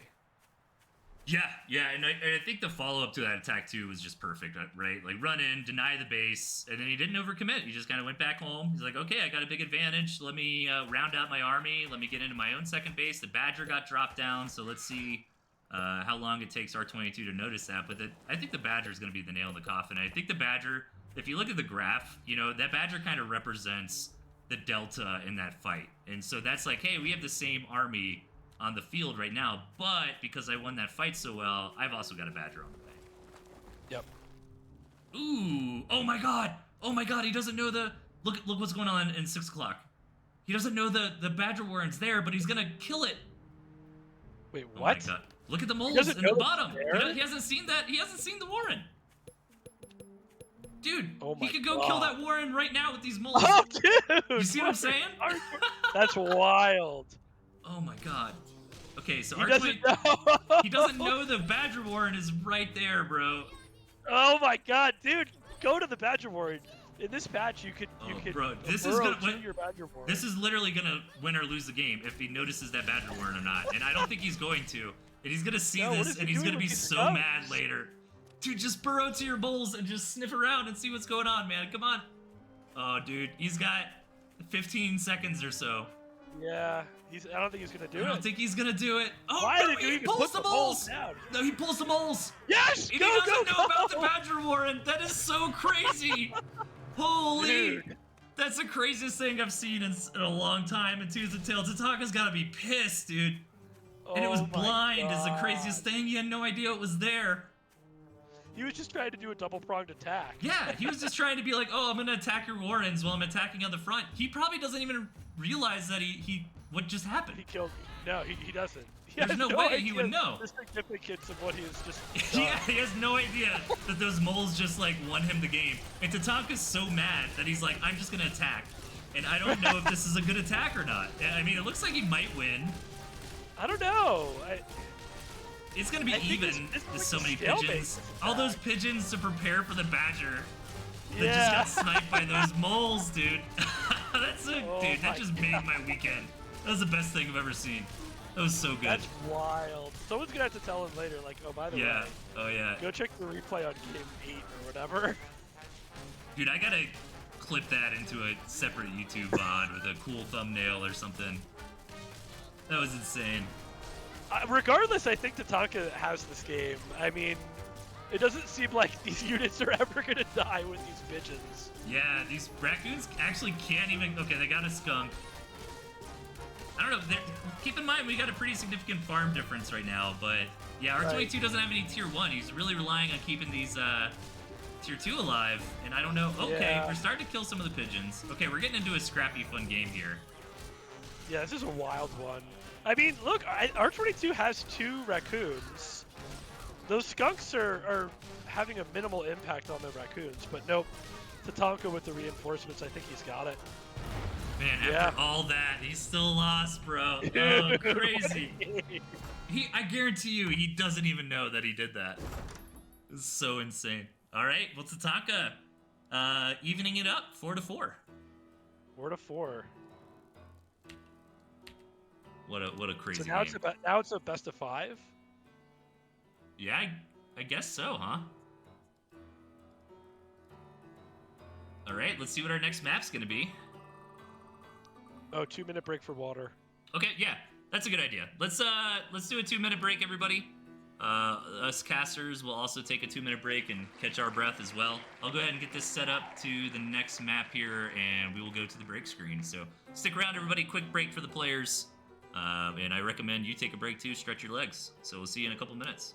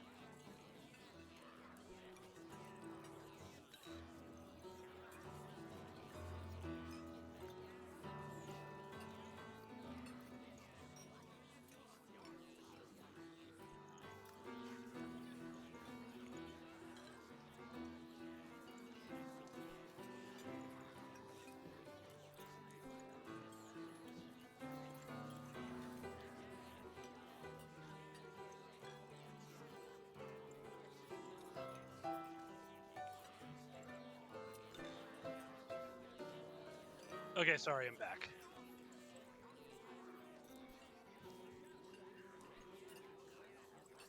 All right, let's bring it back. Let's see. The R22 is ready. I'll just say go, and then once Tatanka's back, he can ready up. What a Get play! a map? Right, Yeah. we got the map. That's all ready to roll. This is why I love this game and love casting it. This is so much fun. I wonder, like, what was going through Tatanka's mind when that happened. Like, I think it was mad. it's probably like, I picked a bad spot for that Warren. Right. Okay, here we go. Tatanka is ready, it looks like, so we're popping into it already. R22 on the right-hand side and Tatanka on the north. And that is the funny thing about Tier 3 Warren placement, because you're always making that decision, right? Do I put it somewhere safe and sound where it's definitely going to get scouted? Or do I try to be sneaky and hide it somewhere, but it could get punished? And that's what we saw happen there inadvertently from R22. Didn't cost Tatanka the game, though. Tatanka was able to bring it back. Yeah, we'll see where we end up on this one. We are 4-4 now, isn't that correct? So nice tied up series. As you said, we've kind of transitioned to a best of 5. And Tatanka keeping the same comp as last time. Seemed to work pretty well for him. Why change it? I mean, if it ain't broke, yeah, it's worked out really well. And R22 going back to the Toads. And Toad Chameleon, you know, he's got a higher octane, faster DPS kind of build. It's going to be incumbent on Tatanka to make sure he gets a proper engage and kites accordingly. Kind of a weird map. What do you make of this one? I always love weird maps as long as they're fair, and I think that's the case we've got here. And I like R22's decision making to go ahead and build a mill first. That has not been his MO this series, so nice to change it up. Tatanka probably happy to see that. Like, finally, we get to play the game I want to play. Right. You know, but overall, it's interesting that we've got a couple split attack paths. I always think that's fun. You know, you got to consider this northeast attack path. You've also got the central area. I think it's a good map, to be honest. I think there's a lot going on that's interesting and can make for some good play patterns. It's definitely, like, looking at this map, you know that they're randomly generated. Yeah, for sure. This is a weird one for sure. We got a couple raccoons coming out from both players. R22 playing a little more conservatively with that tier 1 as he does have that expo up. Tatanka does have an option to be aggressive here. He does not have the moles, which is kind of the unit you want if you're going to be aggressive, but he has not expanded yet, and he knows that R22 is expanded and is building that farm. So I want to see what Tatanka wants to do. If he wants to try and take advantage of his army lead, or if he wants to expand. Yeah, and I'd love to see him take the middle ground of, like, grabbing this campfire down there. He did just see it, and you got raccoons. That's, like, the perfect mission for raccoons to go over there and knock that out very easily. That just saves you a little bit of food, right? If we're going to play a pretty low 2 base. And this is not something that Tatanka has done in this series. Tatanka has not been aggressive. This is a series of R22 being aggressive and Tatanka being defensive. If you would have changed the nameplates, to your point, I would have thought the green player was Tatanka here, right? The fast expo, right. the conservatism, exactly. Then the 4 quick raccoons from the red player. That's what R22 has been doing. So they have kind of switched roles this series. But overall, I mean, if Tatanka doesn't try to leverage his better army, this is a better opener for R22, right? He got his economy up faster, plain and simple. I wonder if he's going to sell the mill? What are you doing, Tatanka? What's your plan here? I guess... No, he's going to keep it. I guess he's not going to attack. Yeah, so I guess maybe R22 is going to be in a good spot. You know, I was thinking that he could have kited the toads out. Yeah. And he probably could have put up... But it is a choke point, right? And there is high ground. So it is kind of tricky to attack into. But yeah, R22 is going to be comfortable. Yeah, and I agree. I think I would like to see him try to do something with these raccoons. I mean, especially the northern area. You can kind of come in, try to snipe that Toad Warren in the back or get a little bit of bacon. But, you know, these 4 early raccoons from Tatanka really didn't get very much done, and they're not even collecting any food. They're just kind of hanging out safe and sound. Haven't really been leveraged as well as they could be. I mean, So maybe he thought of attacking, but the architecture of the map is really screaming to macro. How do you yeah, attack into R22? You're either going through a moat or you're going into this small choke point with high ground on either side. yeah, this is a really awkward entrance to that second base. Very defendable, from him. So I'm surprised. I'm surprised. This should be the type of game Tatanka likes to play, and I don't think he's been navigating it quite as well as R22 has. And the Badger did get thrown down. That was a nice early scout from R22, though. Did see it and decides to respond in time with the boar. Now, though, here's the problem. There is no snake. So without a snake, I mean, are we favoring the Badger player here? I guess it depends on how many Falcons R22 can get, and if he can very well do a good job of targeting that Badger down with them. R22 being a little indecisive. He's been floating up to 300 food earlier, trying to figure out how he wants to play this game. I think he's maybe cautious of an attack because of how conservatively Tatanka's been playing. And those raccoons, they're still inside the zone, although they were taking out that campfire. I guess Tatanka just wants to possibly take that later. I don't know. I think Tatanka's trying to build up to an attack, but it's such a good defender's advantage what R22 has. So Yeah, I think he comes around the back, right? Like, I think you come in through the 3 o'clock. I feel like that's probably a better attack path. It's not as juicy. Like, there are downsides to that. Like, the initial gristmill is going to have more HP, Right. and it's not a useful target. Like, if somebody takes that out by now, it's like, oh no, who cares? Yep. Compared to the natural, where if the natural goes down, that's generally game over. But I agree. R22's natural is very hard to attack into. And R22 has like 8 Falcons to 2 right now. I just want to have that noted. Ooh, yeah, that's very big. Right. What else is Tatanka doing? He's got a lot of skunks. I think the skunks are a bad call. I don't know, man. The skunks are going to have very little impact on the fight. There's only 6 squirrels. But R22's good position. Oh, what? Was that a second tier 3? He's just sold? Interesting. Okay. Maybe I missed placing that. I think R22, he sold all his tier 1. He's not attacking anytime soon. The onus is going to be on Tatanka to try to attack into him. And Tatanka is taking this kind of weird middle road approach where he's not really macroing, he's not really building up his army, he's kind of trying to do everything at once. And I don't know, because I don't know that Tatanka's going to be able to attack into this fortified position. I mean, look at all those Falcons, dude. I think that Tatanka needs to sell off the skunks for more Falcons. That's the big thing. I think we're going to be able to point back to that and say that's what made him lose the game, if he does lose the game. But you never know, man. I mean, since nobody's attacking, like, everything is going to eventually stabilize as far as, like, food and the armies and that kind of stuff. And, I mean, everybody knows in Tooth and Tail, what do you do in the late game? You mass Falcons, right? So, like, Tatanka should be doing that no matter what. And I'm surprised he's so far behind on that Falcon count. Yeah, he's starting to recognize. He's starting to get more and more Falcons. The Falcon count isn't becoming as much of an issue, and he does have that third base up, and he has that campfire going. But R22 has been one step ahead in terms of economy the entire game, from start to finish. Yeah, I agree.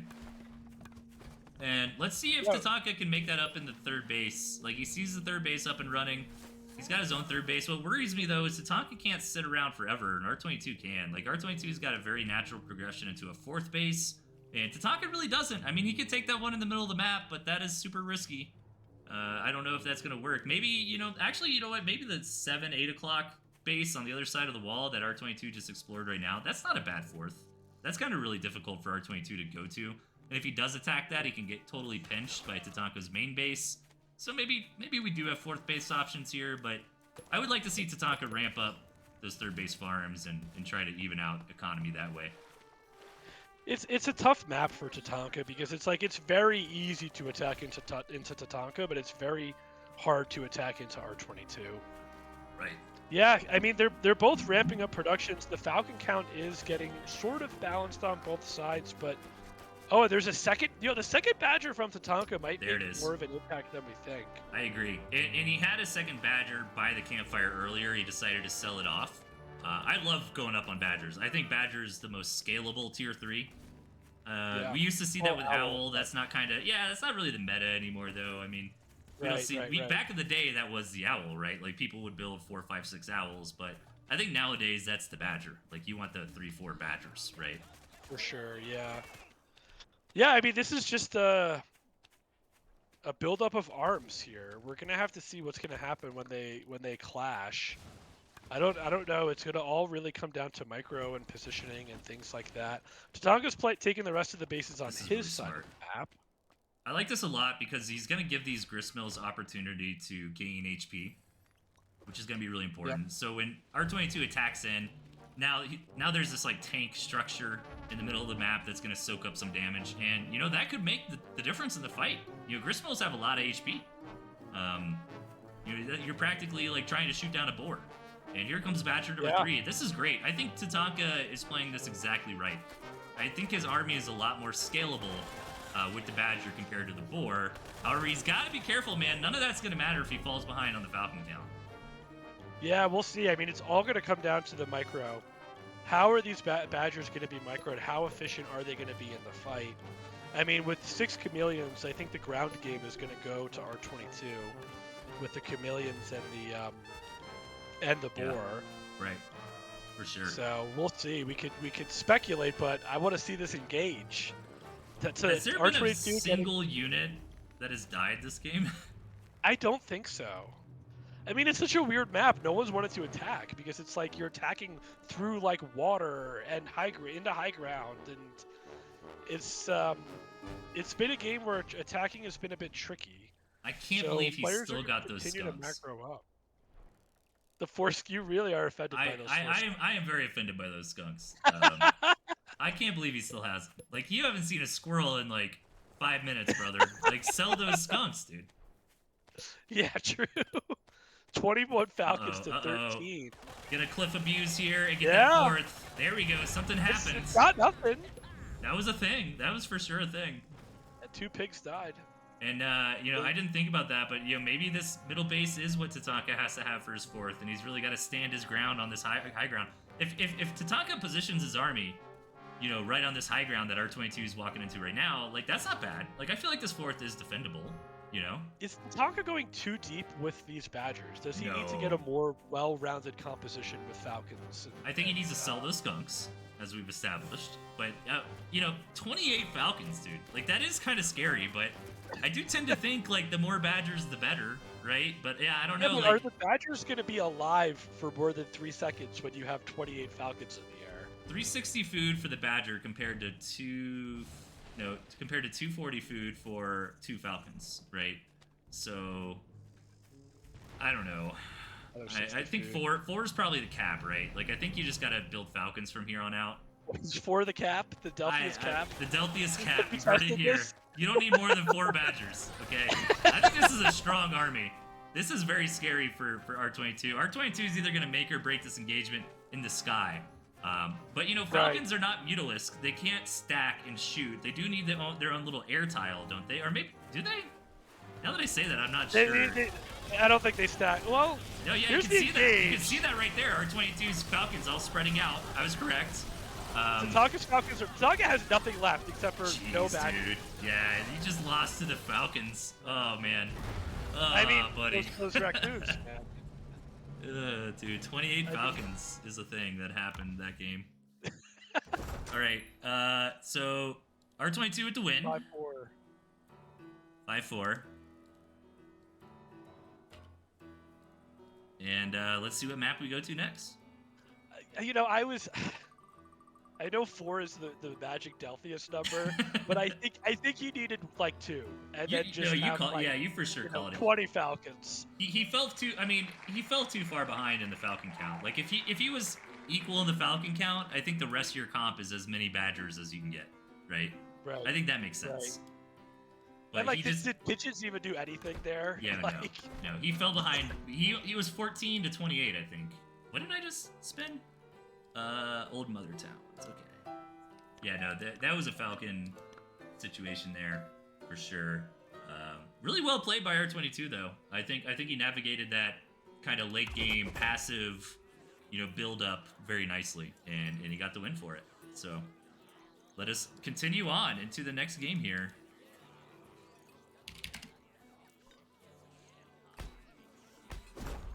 A little bit of a bummer. Okay. I do gotta say, like, that was a lot of fun watching the build-up, but that can be a little bit of a disappointing style TNT game, right? Where we just build these giant armies, and then one person wins, and then that's it, right?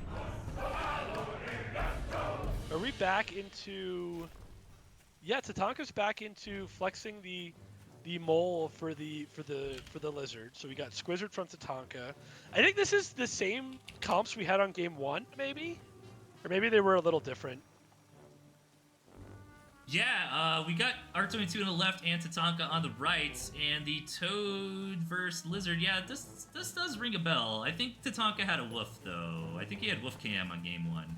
He had Woof Cam, Falcon, Skunk, Squizzard, because we were talking about how that was the deck me and you were theory crafting. Was right. A very strong deck at the beginning of the tournament. The thing about that last game was just the map made it so the map dictated the entire game, because it told Tatanka you could never attack because you're attacking through moats and choke points, and it told R22 you have a superior mill count on your side of the map, so you need to macro up. Mm-hmm. So both players were basically just being told by the map what to do. Right. And R22 had another mill on his side. Yeah. But I also do think Tatanka didn't navigate that game very well. I mean, he could have leveraged some backdoor attacks with the raccoons. He could have, maybe been a little bit more greedy once he'd recognized R22 was being greedy. He could have fine-tuned his comp more. I mean, I'm being very critical of Tatanka, but it's the grand finals and it's Tatanka, so I feel valid in saying that. You know what I mean? I don't want to take that win away from R22. Like, I feel like he navigated that game better than Tatanka did. Right. Yeah. His game plan was to just build Falcons and macro. Hey, bro. And it worked, dude. I think 50 Falcons is a very valid army comp. Right. But there is an upper end, as I was correct. Falcons don't stack like Mutalisks do. They do need to find their own little air tile to shoot, and that was an issue a little bit for R22 at the beginning of that fight, but it didn't matter.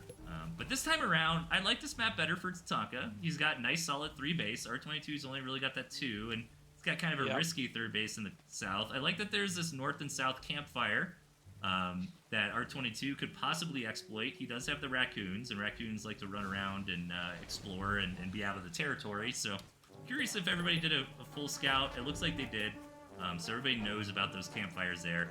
And we see a lot of lizards from Tatanka here, which I think might be okay. R22's base is actually it's not very backstabbable. That's not a word, but we're gonna go with it anyways. I don't know. Squad raccoon. Both players deciding that Boar is the only acceptable tier 3 in the championship finals. Do you know what Boars do, Kipo? They soak up Falcon fire. Yeah, right. Seriously, they took up a lot of Falcon fire. Yeah. I mean, I'm not offended by the lizards. I think you can get a flank. It's not like a super tight choke point, no matter what angle you choose to attack into. So, I think lizards are viable composition, but I really like the 4 raccoons that are sitting there and just being one extra farm for R22. Yeah, and a little bit of a big brain play from R22. He presented the squirrels and raccoons out in the middle of the field, but he kept the toads back. So Tatanka just now saw the toads, unless I'm mistaken. And he's probably not happy he built so many lizards. Yeah, I think the lizards are going to melt. I think R22's got this. Yeah. I mean, those lizards are not going to be that helpful in this engage, right? The raccoons kind of doing that like ferret thing where it's like, I don't have to hard engage, but I'm gonna poke and get damage if you don't hard engage me. Right? And Oof. There we go. Actually, that wasn't. Okay, yeah, that was terrible. Oh my god, jeez. Oh dude, wow. Toads. Dude, Toads would go. Toads raccoons doing so good in the finals. I don't want to say winning the finals, but doing so good in the finals makes me very happy, Delphius. And good decision making from R22. Gonna pull back, keep his raccoons alive, maybe give them a little bath there. For those of you who don't know, if your units stand in water, they heal. So if the raccoons are in the territory and they're in the water, they're going to be healing up really, really fast. So I'm curious if R22 is going to do that. Doesn't look like it, but he's going to take his win. Yeah, look at that army value graph, and he's going to back up and prepare for round 2. Yeah, I mean, he could do whatever he wants this game. He could macro, he could attack, and he could build an army, and he Can could he do it build all at 4 once. boars?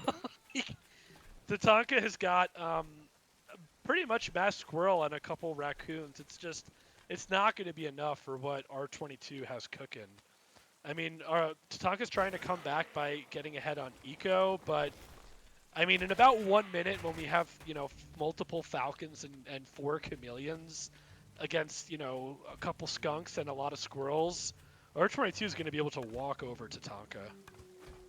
Yeah, I like the skunks. I think skunks are a good, generally defensive unit, and I think right now Tatanka, I think the squirrels also make sense. Tatanka's just in like, okay, if the game can drag out a little bit longer, if I can stay alive, and things equalize, I can get back into this. The boar seems super risky.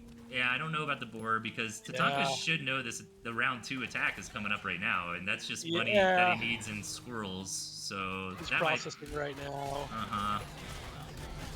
I think that he doesn't even have to micro. He could just attack move essentially. Yeah, he won that first fight and got so much value out of that. So hard, dude. Yeah. Okay, so that's gonna put R22 at match points. Yep. Well played. I don't think Tatanka plays lizards again. I would be shocked if he brings lizards into this next game. This is Tatanka. I think Tatanka. Here's my prediction. I think he's gonna pull out the same deck he used in game number 1.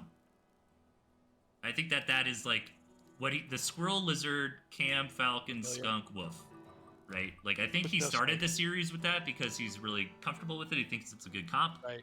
And now he's on his last life, so he's got to go. No more fooling around, right? The question is no more mines. Yeah. No more lizards. Maybe moles, but it's going to be a mostly tier 2 based deck. And dude, if R22 does something crazy like ferrets, like I would have fox, balloon. Like I would have the most respect for him if he wins off of doing something just off the walls right now. Yeah. So, I mean, I think the play pattern has been very consistent regardless of R22's deck, right? Like, he's just sniffing out that greed and he's punishing it. So, Tatanka's gotta lock in against that and be a little... Look at this. Lizards this time around. R22 taking a page out of Tatanka's book. Nope, changing it up. Okay. Ferrets, let's go! Hey, let's go, Ferrets, baby! You called it, dude. And Ferret This is Toad. amazing. You were talking about how you really like Ferret Toad earlier as well, right? Yes, they synergize really well with one another because you have the ferrets sieging, forcing Tatanka then to attack into the toads, which is, you want everything balled up when you have toads, right? So, dude, he is going with the mine. All right, here we go. Potentially game point here for R22 on the right, Tatanka, and then on the left with the ferrets, R22. So, what do you think of these decks, Kipo? I mean, dude, when you're on game point and you're up multiple games, I think this is the move. I mean, you could play standard and just hope to get a little advantage and hope to have better positioning and a better map and all of that, but you could really put the game on just more variance if you do something crazy like this. And when you're ahead, you could afford to do stuff like this. This is I don't think this is the exact Araloo comp. It might be. No, does Araloo not have... I feel like Araloo usually has skunks as well. I'm not 100% sure, but it's definitely the strategy. The core of squirrel, toad, raccoon, ferret is there. So... This is the first match we've seen without a tier 3 as well. So R22, and I think that fits R22's playstyle so nicely. He's so strong in the mid game. Like, he really knows how to navigate punishing greed. He knows when to attack. I don't think we've seen him overextend a single time. He knows when to pull back. No.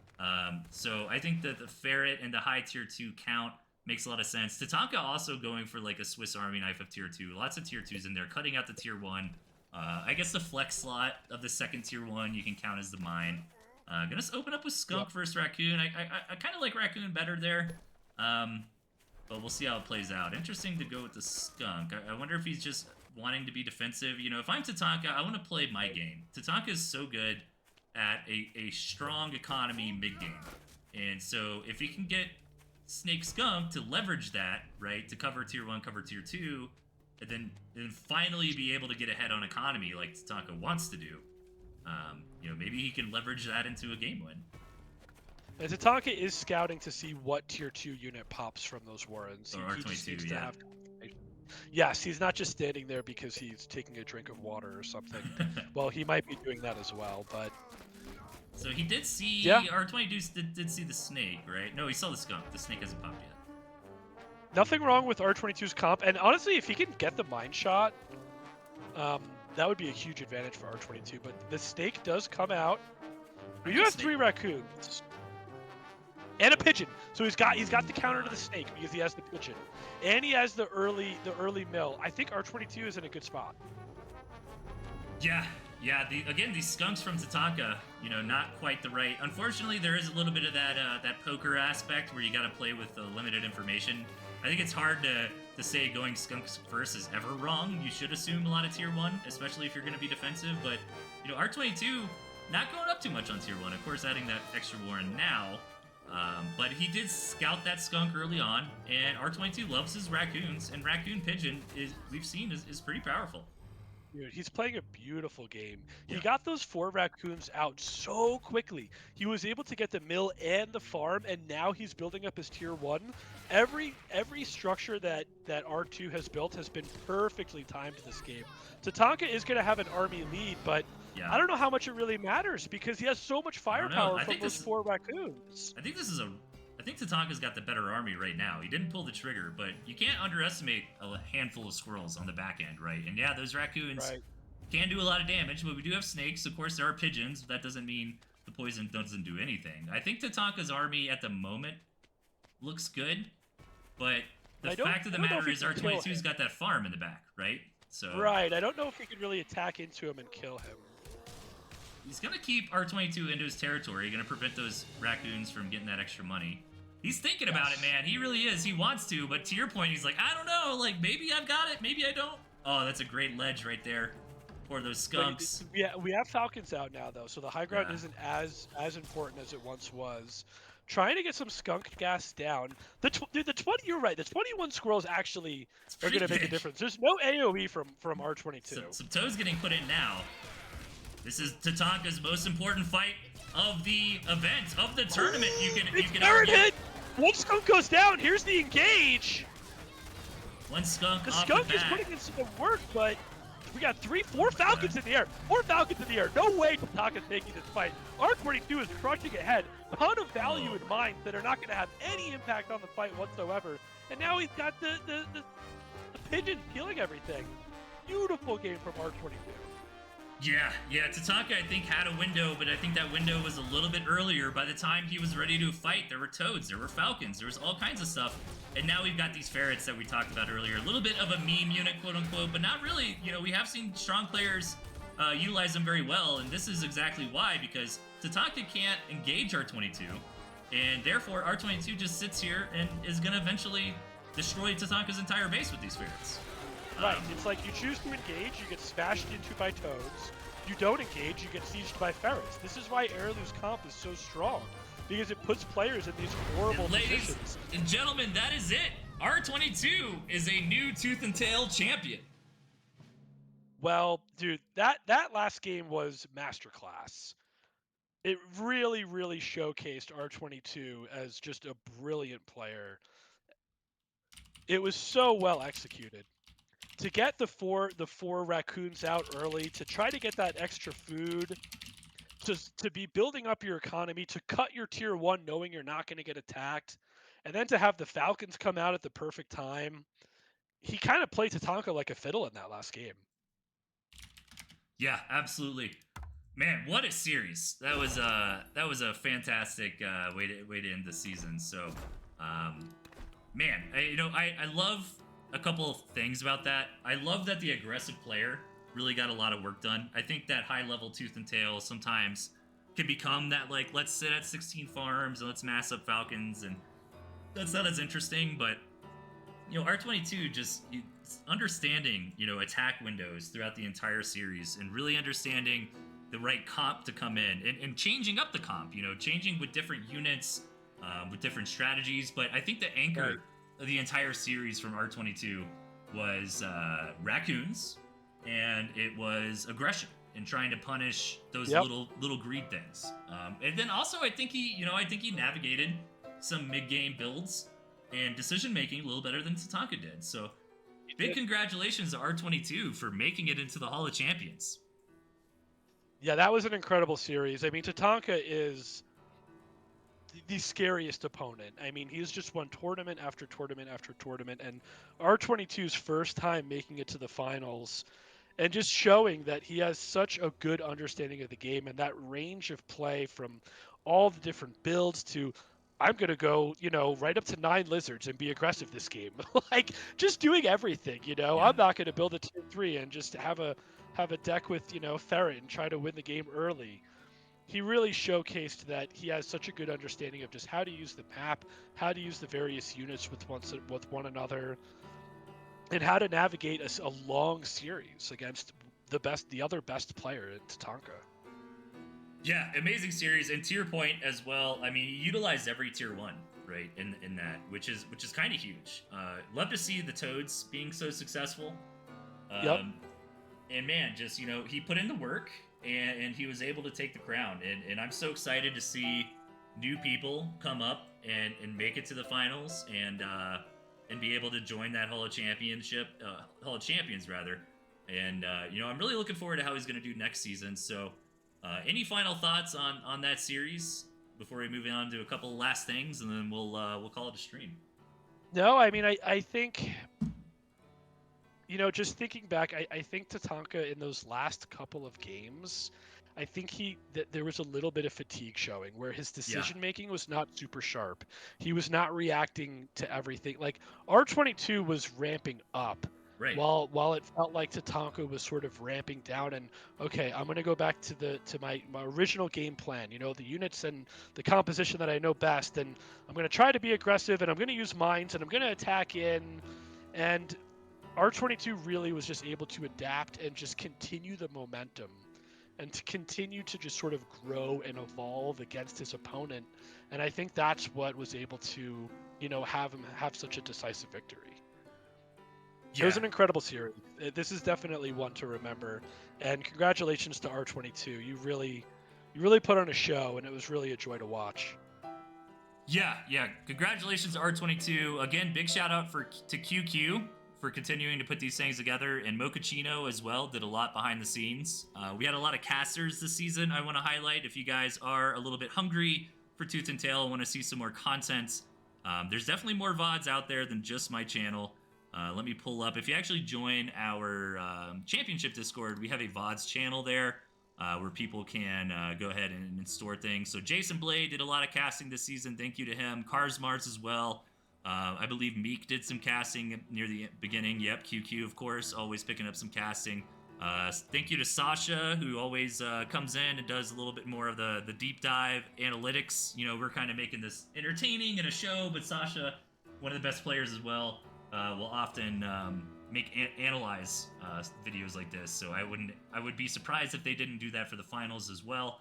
Kipo and I have been talking a little bit, and I think we're kind of considering working on the next season. I think in mid-March is what's going to work well for me. So I want to let's take a little break from Tooth and Tail for a month or two, let everybody move on to other things. But I think in mid-March I will get involved and help organize the next TNT Championship season.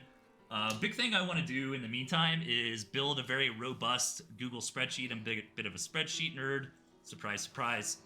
But build a big, now that we've kind of settled in on a tournament style and format, I think I can help us build a nice Google sheet for the back end that's just consistent. It's like, here's the tool you use to do all the back end stuff. So I'm going to build that in the meantime.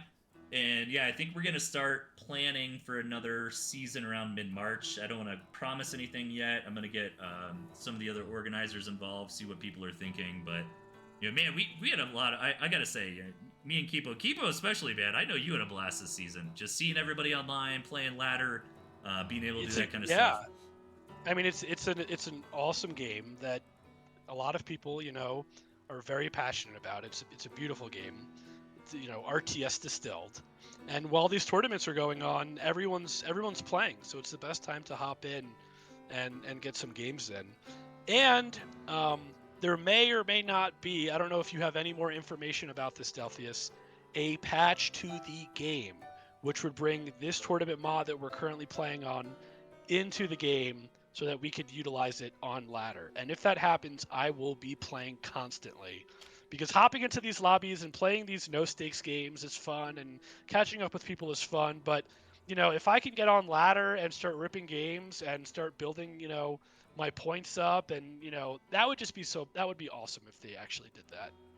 Yeah, I talked to Eel and Andy Schatz, the developer of the game, a little bit about it. I think there's some difficulty with like getting the raccoon in, but Yeah. definitely I'll follow up with them, at least making sure that the latest is patched and has the same balance that we're used to on the championship mod. And then the raccoon may or may not happen, but I think we can at least get the game patched to be the right balance patch that we want it to be. So thanks again, everybody, for tuning in. It's always a pleasure.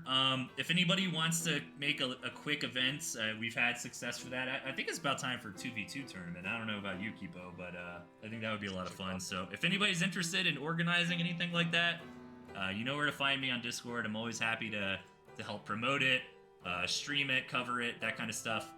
So let me know if that happens. But if that doesn't happen, I think the next big thing is, probably around mid-March, we're going to start firing up for TNT Championship 2026. I don't know, maybe March to August, September, do a nice summer tournament. Sounds good to me. We'll take it from there. So thanks, everybody, again for tuning in and being part of this beautiful community. We have a blast doing this, and I know y'all do too. So let's keep it up, and we'll see y'all in a couple months at the latest for the next tournament. So everybody enjoy the rest of your weekend, and congratulations again to R22 for joining the Hall of Champions. Yeah, really well done. Awesome series, awesome tournament. Looking forward to March. All right, take care, everybody. See ya.